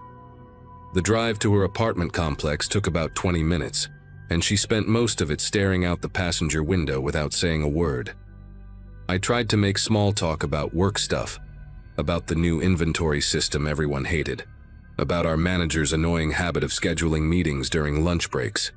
She gave one-word answers at best, and after a while I just let the silence fill the car. When we pulled into her complex, this rundown 3-story building with flickering hallway lights, she asked if I could walk her to her door. Said she did not like walking through the building alone at night. Something in her voice made it impossible to say no. Her apartment was on the 3rd floor, at the end of a hallway that smelled like mildew and cigarette smoke. The carpet was this faded brown color with stains I did not want to think about, and half the lights along the ceiling were either burned out or buzzing like dying insects. Wanda walked fast, her keys already in her hand, checking each door we passed like she expected one of them to swing open. When we reached her unit, number 312, she fumbled with the lock for what felt like forever before finally getting it open. She stepped inside and flicked on the light, then turned to thank me for the ride. I was about to say goodnight and head back to my car when she grabbed my wrist. Not hard, but firm enough to stop me. She asked if I could just come in for a minute, said she wanted to make sure everything was okay inside before I left. Her eyes had this desperate look that I had never seen at work, like she was holding back something much bigger than what she was saying. Against every instinct telling me to go home, I stepped inside. The apartment was small and sparse, just a living room connected to a tiny kitchen, with a single door that I assumed led to the bedroom. The furniture looked secondhand, a sagging couch with floral print, a coffee table with water rings on the surface, and a television that had to be at least 15 years old. What struck me was how clean everything was despite looking worn out, like she spent hours scrubbing surfaces that would never look new again. There were no pictures on the walls, no decorations, nothing personal at all except for a small ceramic cat figurine sitting on the windowsill above the kitchen sink. Wanda locked the door behind us, and I heard her slide the deadbolt, then a chain lock, then what sounded like a secondary bolt near the floor. 3 locks for a tiny apartment in a rundown complex seemed excessive, but I did not say anything. She walked through the space quickly, checking the bedroom, the closet, even pulling back the shower curtain in the bathroom. When she came back to the living room, she let out this long breath like she had been holding it the whole time. That is when I said I should probably get going, that it was getting late. And that is when everything changed. Wanda was standing between me and the door when her face just crumbled. There is no other way to describe it. One second she looked relieved, and the next her expression twisted into something raw and terrified, like she had suddenly remembered something horrible. She started mumbling under her breath, words I could not quite catch, and her eyes darted to the window like she had heard something outside. I asked her what was wrong, and she grabbed both my arms with a strength that surprised me, her fingernails digging into my skin through my jacket. She said he had found her. She said he was here, that he had been following her for weeks, watching her at work, waiting in the parking lot. I asked who, and she just shook her head violently, tears starting to stream down her face. She said I could not leave, that if I opened that door he would get in, that he was probably in the hallway right now. I tried to stay calm, told her we could call the police if someone was stalking her, but she almost screamed when I said that. She said the police never helped, that they never believed her, that last time she called them they treated her like she was crazy and let him walk free. I did not know what to do. Part of me wanted to believe her, because the fear on her face was so genuine it made my chest tight. But another part of me was starting to realize that something was very wrong with Wanda herself, not just her situation. She kept pacing between the door and the window, peeking through the blinds every few seconds, muttering about how he always found her no matter where she went. I tried to inch toward the door, said I could check the hallway to make sure no one was there, but she practically threw herself in front of it. She begged me not to open it, said that was exactly what he wanted, that he was waiting for one of us to step out. Her voice had this cracked, desperate quality that I had only ever heard in movies about people losing their grip on reality. I pulled out my phone to call someone, anyone, and she slapped it out of my hand so fast I did not even see her move. It hit the floor and slid under the couch, and she stood there breathing hard, saying she was sorry but I did not understand, that phones were how he tracked her, that he had people everywhere listening. That was the moment I understood I was trapped in that apartment with someone who was genuinely unwell, and I had no idea how I was going to get out. The next hour was one of the longest of my life. Wanda kept moving around the apartment like a caged animal, checking the window, pressing her ear against the door, whispering things I could not hear. I sat on the couch trying to figure out my options, but every time I shifted my weight or made any movement toward the door, she would snap her attention to me with this look that made me stay perfectly still. Around 1 in the morning, she went into the kitchen and came back holding a knife. Not a small one either, but a proper chef's knife with a blade that caught the dim light from the ceiling fixture. She was not pointing it at me, just holding it at her side, but my whole body went cold seeing it in her hand. She said it was for protection, that if he broke through the door, she needed to be ready. I told her to put it down, that she was scaring me, and she looked at me with these hollow eyes and said I was the only person she could trust, that everyone else had abandoned her, that I was the only one who understood. I did not understand anything except that I needed to get out of there before the situation got worse. She started talking then, really talking, and I let her because I thought maybe if she got whatever was inside her out, she might calm down enough for me to leave. She told me about her ex-husband, a man named Craig who she said had been hunting her since she left him 3 years ago. She said he was connected, that he had friends in law enforcement, that he could find her anywhere she went no matter how many times she moved or changed jobs.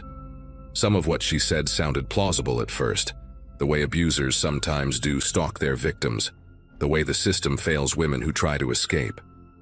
But then she started saying things that made less sense, like how Craig could hear through walls, how he had put something in her food once that let him track her heartbeat, how he had hired people at every job she ever worked to report back on her movements. She said the car breaking down was not an accident, that he had done something to it, that he wanted her stranded and vulnerable. Every few minutes she would stop mid-sentence and hold up her hand for silence, convinced she had heard footsteps in the hall or breathing outside the window. Each time there was nothing but the hum of the refrigerator and the distant sound of traffic. By 3 in the morning, I had been in that apartment for nearly 4 hours. My legs were cramping from sitting in the same position, afraid to move too much, and my eyes burned from exhaustion and the effort of staying alert. Wanda had finally stopped pacing and sat down in a chair facing the door, the knife resting across her lap like some kind of guardian talisman. She kept talking, but her words were getting slower, slurring together in ways that made it hard to follow. She would trail off in the middle of sentences, stare at nothing for minutes at a time, then suddenly jerk back to alertness and repeat something she had already said twice before. I realized she probably had not slept in days, maybe longer, and the exhaustion was finally starting to win against whatever adrenaline had been keeping her going. I stayed quiet, kept my breathing steady, and watched her eyelids grow heavier. Every time her chin would dip toward her chest, my heart would pound with the possibility of escape, and every time she would snap back awake and look around the room with wild confusion.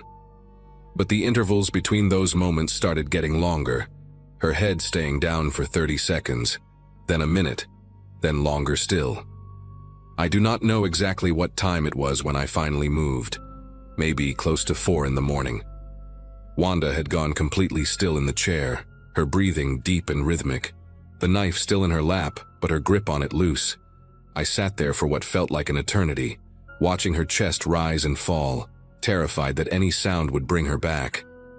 When I finally stood up, my knees almost buckled from being locked in place so long, and I had to bite the inside of my cheek to keep from making a noise.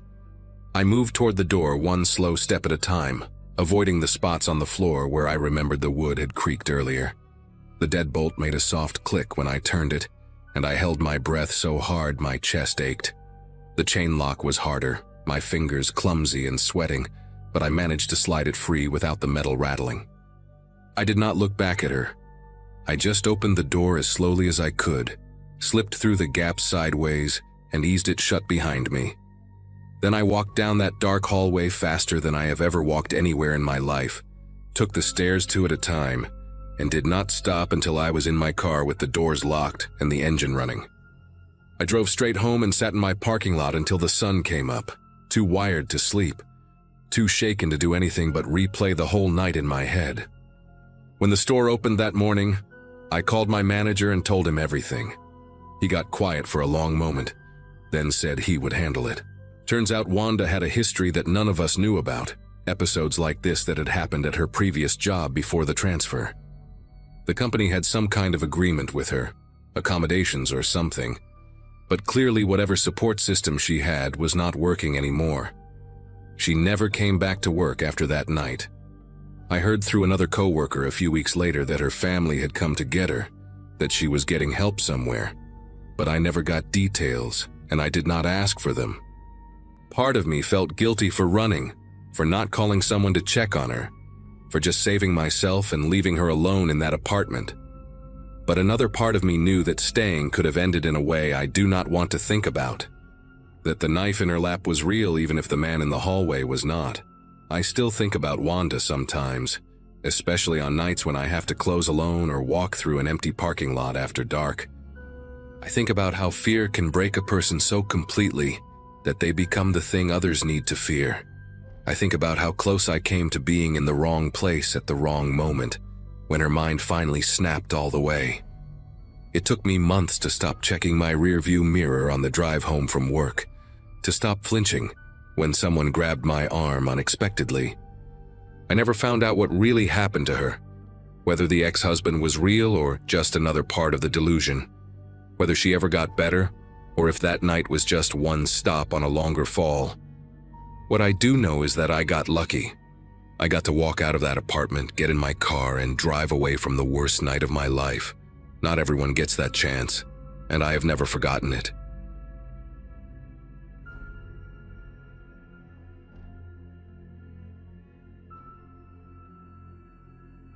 Working nights at that small highway hotel had become a strange sort of comfort for me. My schedule was upside down compared to most people I knew, but I liked the quiet. The building sat beside a long stretch of road where trucks hummed past like slow waves, and most nights were uneventful enough that I brought a thermos and a crossword book just to stay awake. At the time, I was juggling online classes and paying off some bills, so the solitude actually worked in my favor. Guests rarely wandered in after midnight, and the handful already checked in usually kept to themselves, so I had hours of stillness where my thoughts were louder than the lobby TV playing reruns. My maintenance coworker, a guy named Caleb, had the opposite kind of presence, always fidgeting, always pacing, always muttering little reminders to himself. During the day, he seemed harmless enough, but nights tended to stretch people thin, and he often looked like he hadn't fully stepped out of whatever dream he'd been having before his shift. That particular night started out ordinary. I had just finished logging a late arrival and was wiping down the counter when I heard a heavy scraping sound coming from the east hallway, the one lined with vending machines and utility closets.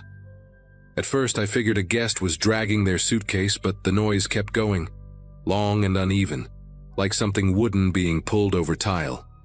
When I stepped closer, I saw Caleb at the far end of the hallway, bracing his shoulder against a lobby armchair and pushing it toward the wall as if he needed it in a specific spot. The thing that threw me off was the angle. It was wedged halfway between two doors, facing nothing, like he was arranging a stage set, only he understood. He didn't acknowledge me, not even with a nod, and that was unusual because he normally rambled about whatever task he was on. As he straightened the chair, he tilted his head slightly, murmuring to the empty space beside him. I couldn't make out his words, but the rhythm of them felt too deliberate to be random self-talk. For a moment, I wondered if he had Bluetooth earbuds in, but his ears were bare. I tried approaching in a casual way, just to check if everything was okay, but before I'd even finished asking, he jerked around like I had shouted in his ear. His eyes darted past me, scanning the hallway and the ceiling as though he expected someone to step out. "They're here, aren't they?" he asked, voice low and uneven. I honestly thought he was joking, some weird attempt at humor, until he glanced at the wall panels with this jittery suspicion that made my pulse pick up. When he stepped closer, I noticed the end of a metal handle sticking out from inside his sleeve, barely hidden by the cuff of his work shirt. It took me a second to recognize the shape, long, narrow, with those faint grip ridges, a screwdriver. And suddenly the scattered details I'd been ignoring started clicking into place. The unplugged cameras, the shifting furniture, the doors he'd been checking all week. He stepped back from me like he needed more space to think, rubbing his thumb over the concealed handle in his sleeve, almost absent-mindedly. His gaze kept drifting to the lobby entrance behind me, and that's when I remembered the odd clicking sound I'd heard earlier, like metal tapping against metal. At the time, I shrugged it off as part of his routine checks. Now it occurred to me that I hadn't heard the door latch engage properly in a while. A cold, steady awareness settled in my mind. Not panic, but a kind of forced clarity. If he had been removing hinges or tampering with the locks, I might not be able to get out easily if things escalated. The idea made me straighten a little, like my body was quietly telling me to stay alert without drawing attention to it. Caleb started talking again, this time in a sharper voice, pointing at the drywall like it held answers only he could interpret. "You think I don't hear them?" he said. "You think I don't know you brought them in?" The way he spoke wasn't angry at first. It was more desperate, the kind of tone someone uses when they're trying to piece together a puzzle that keeps shifting around. But when I told him nobody else was here, that the hall was empty, the rooms booked but silent, his expression tightened in a way that made my heart thud.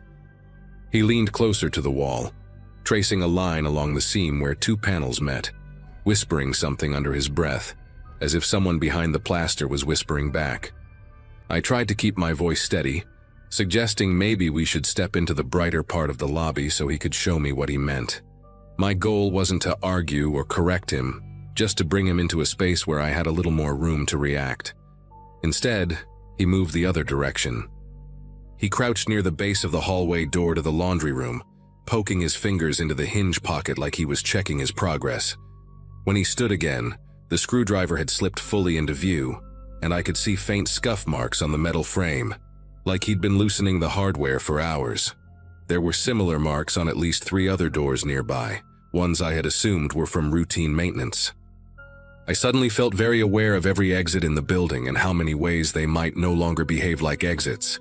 He stood up and faced me again, his stance tight, breathing uneven. "They're behind you right now," he said softly, and the certainty in his tone made my chest tighten in a way I can't even describe.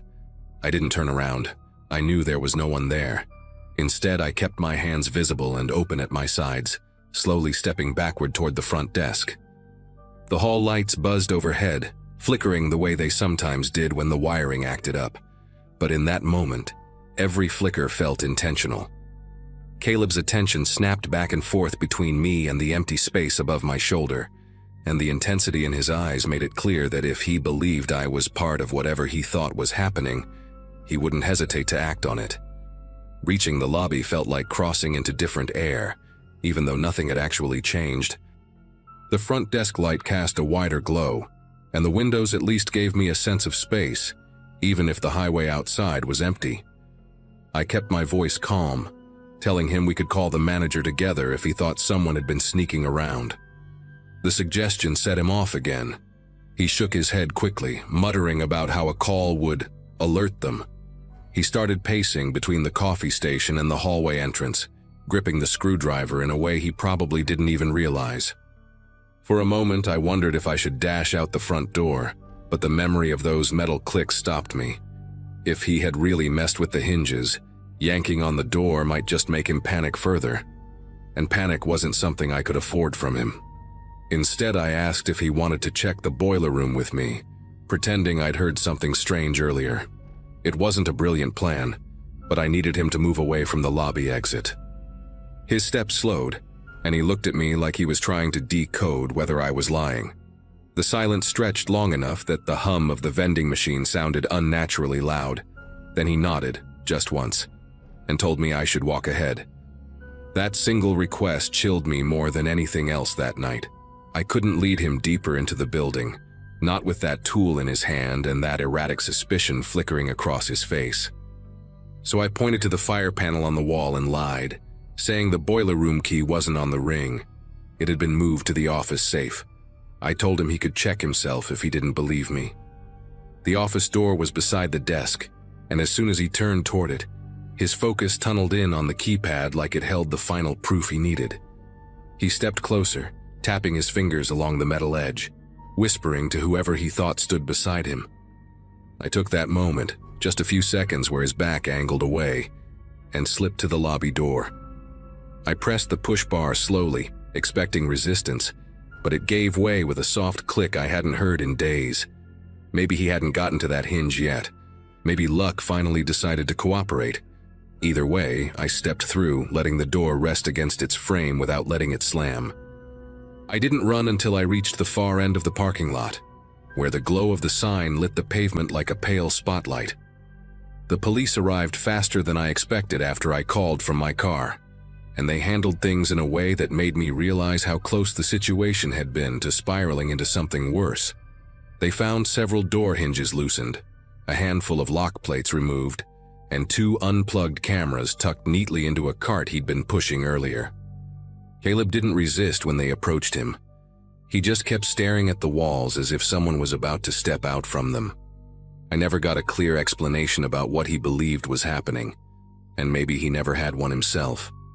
The building eventually got new staff and updated security, and I found a different job not long after. Even now, though, whenever I walk past a door with a hinge slightly out of place or hear the scrape of furniture on tile, a part of me remembers how easily a familiar space can shift into something dangerous without anyone noticing until it's almost too late.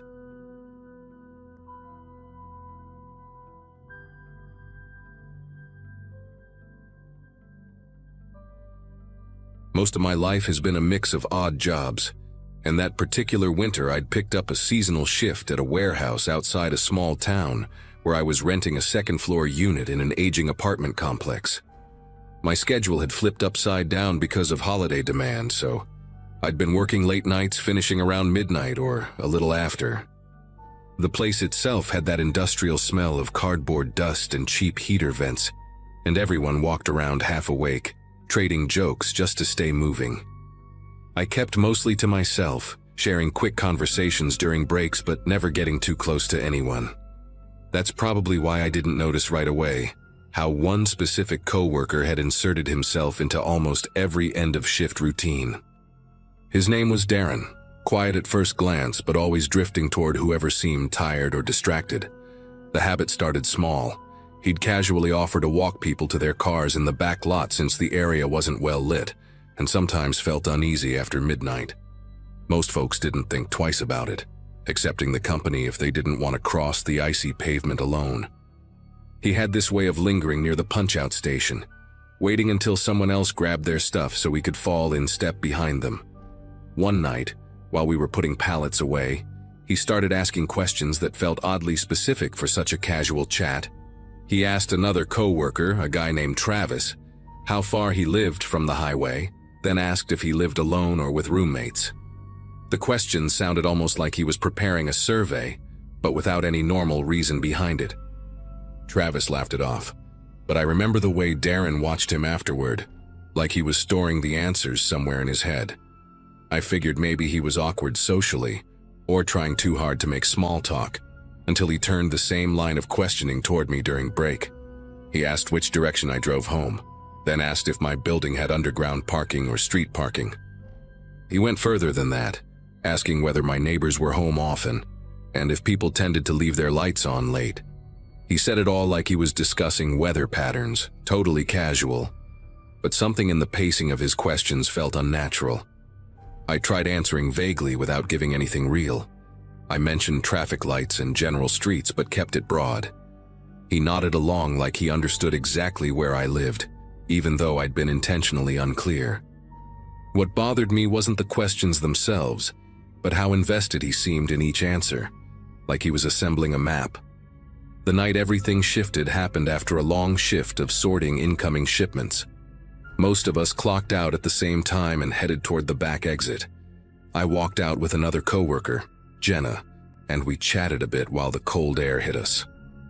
Once she drove off, I noticed Darren standing near the dumpster enclosure beside the exit door. He wasn't smoking, wasn't on his phone, wasn't doing anything at all, just watching the parking lot. The lights from the warehouse cast this dull glow on him, and despite having clocked out at least 10 minutes before me, he hadn't left. I tried not to think too much of it, unlocked my car, and got inside.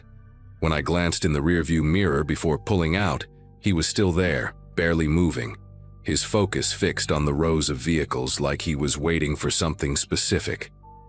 As the sun came up the next morning, I was barely awake when someone started pounding on the door of the warehouse office before our shift began.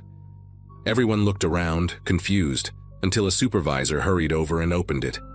2 police officers stepped inside, their coats dusted with frost, and asked if they could speak with whoever had access to the overnight schedule. The room went quiet in that way where you can practically hear people thinking. One of the officers mentioned a break-in at an apartment complex across town. Windows smashed, door forced. A resident startled awake by noises in the hallway. They said the suspect had been seen by a neighbor earlier in the night walking between buildings, checking which units had lights on and which didn't. I wasn't paying full attention until they described the complex, down to the weird bent railing by the stairwell. That was where I lived, and I had never mentioned that to anyone there. Our supervisor pointed them toward the manager's office, where they could pull the schedule and see who had left early or taken breaks at specific times. People started murmuring, wondering why the police were even here if the break-in was somewhere else in town. But I just stood there feeling a strange pressure in my chest, replaying the awkward questions Darren had asked. I tried to stay calm, but my mind kept circling back to the way he lingered outside the night before, watching cars leave one by one. When the officers stepped back out, they asked if anyone had noticed a coworker acting unusual recently, particularly someone who showed an interest in other employees' routines. The silence in the room became almost heavy, and a few people turned their eyes toward me, maybe because Darren had talked to me more than most. One of the officers approached and asked if I could step aside for a moment. He spoke quietly, explaining that the person seen near the break-in wore a dark jacket similar to what several people at the warehouse wore, so they were checking shifts and vehicle descriptions. When he asked if I lived near the complex, I nodded, and he raised an eyebrow, not accusing, just connecting dots. He asked if I'd told any coworkers about my address, and I said no, not in specific terms. He looked thoughtful for a second, then asked if I remembered anything strange from the night before. I hesitated, trying to choose my words carefully because everything felt surreal. Finally, I told him about Darren waiting by the back exit long after most of us had driven away, his focus on the parking lot, the unusual questions about where people lived. The officer wrote a few things down, thanked me, and then walked over to talk to the supervisor again. The rest of us gathered for the shift huddle, but nobody was paying attention to the usual safety reminders. Darren didn't show up for work that morning, which wasn't totally unheard of during seasonal chaos. People quit or got sick all the time. But considering everything that had just happened, his absence landed differently. Every time the door opened, people glanced up, expecting him to walk in late, grinning like nothing was going on. But he never came. And while everyone else was whispering theories, my mind kept circling the same thought. There was no way he should have known where I lived. I'd made sure of it. And yet someone with a build like his had been seen wandering my complex while I slept. By the time lunch rolled around, most of us were pretending to work while really just watching the entrance, waiting for the officers to come back with an update. They finally returned near the end of the shift and asked to speak with me again, this time in the manager's office. One of them explained that a neighbor at my complex had reported seeing the suspect walk directly toward the stairwell leading to my building. They had even mentioned something about the person pausing near my door, leaning in close as if listening. Hearing that made the whole room feel smaller. I kept thinking about how Darren had acted like he understood my vague directions, nodding like he was tracing an invisible map. The officers asked if I'd be willing to verify whether anything had been disturbed in my apartment once the shift ended, which I agreed to, even though the idea of walking back into that hallway made my stomach tighten in a way I couldn't ignore. When I returned to the complex with the officers following behind me, everything looked deceptively normal. Snow had piled up along the walkway, untouched except for the maintenance guy's footprints. My door was locked, just like I'd left it, and nothing seemed moved inside.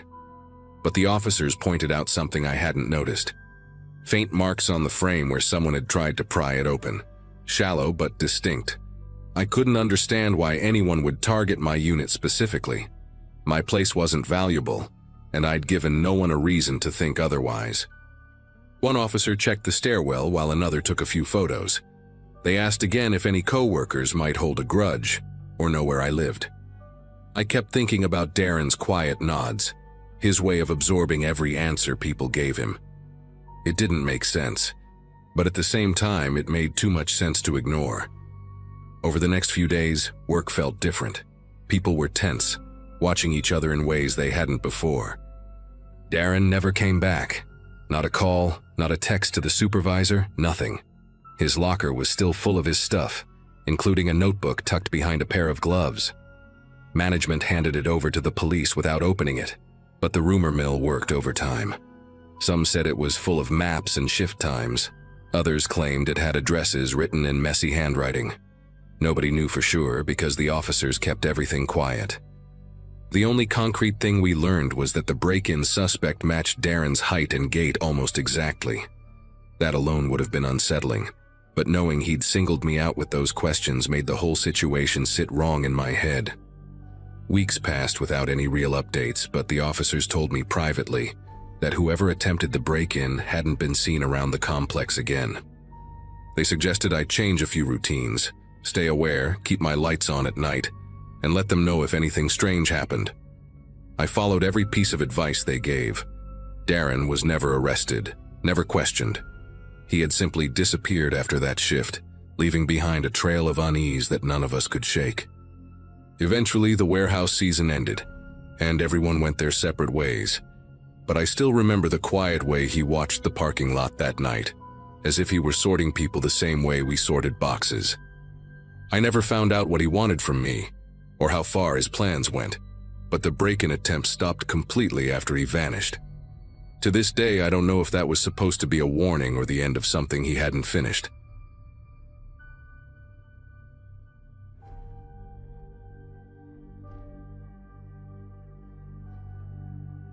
The overnight shifts at the hospital used to give me a strange sort of comfort, like the quiet was a break from the usual chaos of the day. I'd been working in radiology for a few years by then, long enough to know every weird hum from the old MRI suite and the exact pattern the fluorescent lights made when they flickered. That night started like any other, me eating a microwaved burrito too fast, scrolling through my phone between scans, and trying to stay awake as the place settled into that eerie stillness only hospitals get after midnight. My life at the time was pretty routine. Work, sleep, repeat. I wasn't chasing excitement, and I definitely wasn't looking for anything unsettling. But around 1 in the morning, as I walked down the south wing toward the imaging station, I saw someone standing near the end of the hallway. Someone I recognized instantly, but who had absolutely no reason to be there. His name was Marcus. We weren't close, but we ran into each other enough during regular daytime shifts to exchange the usual small talk. He worked on the orthopedic floor, 1 level below mine, and his schedule never overlapped with nights. The guy had this habit of leaning slightly to one side when he stood, like he was saving energy, or thinking about something far away. That part of him looked the same, but everything else felt wrong in a way I couldn't explain at first. He was only partly visible under the emergency lighting, one shoulder lit, the rest of him swallowed by the dim stretch of hallway behind him. He didn't wave, didn't nod, didn't even seem to breathe deeply. Just watched me as if he'd been standing there long before I turned the corner, waiting for me to notice. I called out to him, something casual like, "Dude, what are you doing up here?" expecting him to laugh or tell me someone screwed up his schedule. Instead, he tilted his head just a little as if the movement was delayed or he was mimicking something he'd seen humans do before but hadn't mastered. Then he repeated my exact words back at me, same tone, same pacing, just slower, like the sound had to travel through something thick before it reached me. It caught me so off guard that I actually stopped walking for a second, trying to make sense of it. I asked again if he was all right, and he repeated that too, a beat later, every syllable stretched thin. No emotion, no confusion, just this blank expression that never shifted, not even when I stepped closer to him. It felt less like someone responding and more like a recording lagging behind. I told him I'd call security if he didn't explain what was going on, and he finally turned away, disappearing into the stairwell without making a sound. I figured maybe he was having some sort of episode or messing with me, but something about the way he moved, smooth, almost too smooth, didn't line up with the guy I knew. I went back to my station trying to shake it off, chalking it up to exhaustion. But 15 minutes later, when I left the imaging room to grab a chart, he was there again. Different hallway this time, closer to my wing, standing half hidden behind a supply cart like he'd been placed there on purpose. Same posture, same stare, same complete stillness. And when I said his name, he didn't even blink. He just began to repeat it back to me, dragging out the sound as if testing the weight of it for the first time. The more the night dragged on, the harder it became to convince myself this was some strange misunderstanding. I even checked the staffing sheet at the nurse's station, scrolling through the roster twice just to be sure I wasn't mixing up names or dates. Marcus wasn't assigned anywhere in the building that night. The orthopedic floor was staffed with a completely different team, and nobody had swapped shifts. Still, every time I stepped into a new hallway, whether I was heading to the CT room or cutting through the short corridor by the elevators, he was already there. Sometimes he stood at the very end of the hall, barely visible under a dying light fixture. Other times he was positioned unnervingly close, so still that it felt unnatural. I tried calling out to him again, louder, but each time he only copied my words back at me, just a hair too late, like an echo with intention behind it. I thought about calling security again, but the truth is I hesitated. The hospital was short-staffed that night, and the last thing I wanted was to kick up a fuss if it turned out to be a harmless mix-up. I even texted one of the orthopedic nurses I knew, asking if Marcus was covering for someone or doing some kind of after-hours project. She replied almost immediately. He had clocked out earlier that afternoon. She'd literally watched him leave. That message made something tighten in my chest, this deep, spreading unease that wouldn't let go. I walked back into the radiology suite and locked the door behind me, something I'd never done in all my time working there. About 30 minutes later, I had to step out again to bring a patient down for a late-night ultrasound.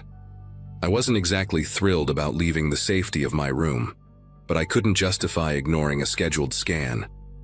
When I pushed the door open, the hallway outside looked empty at first glance.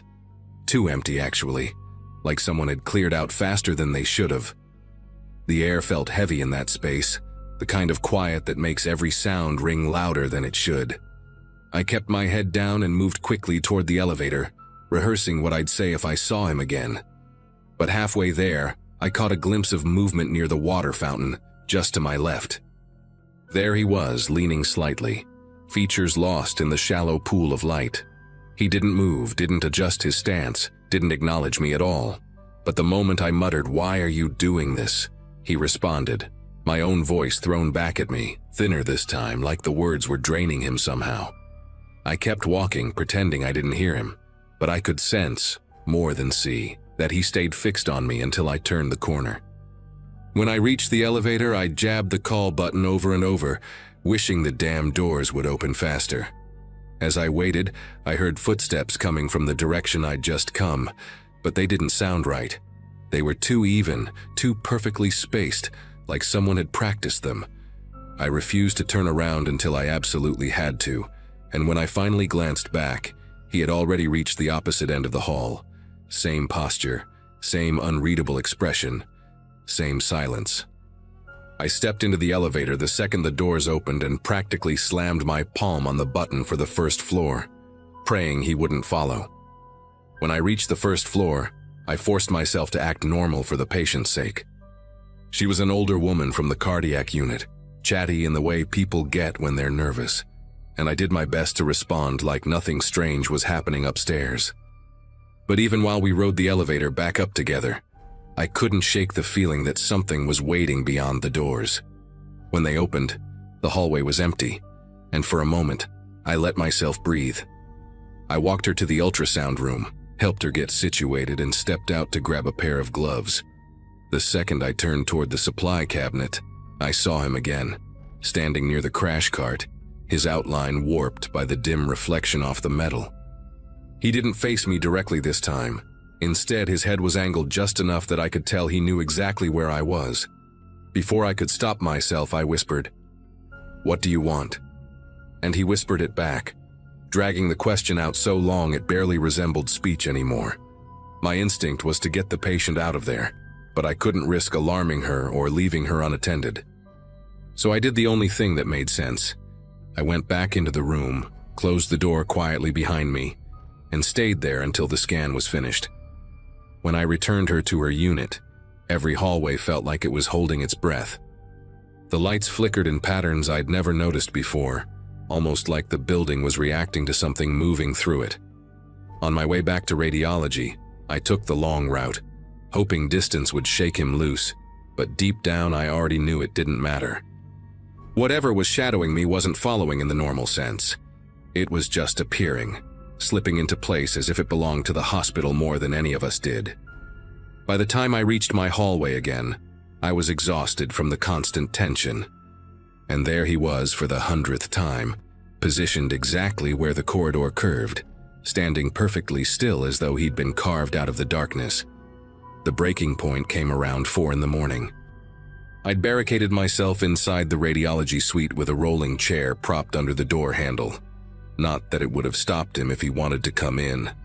I sat there listening, trying to tell the difference between the building settling and actual footsteps.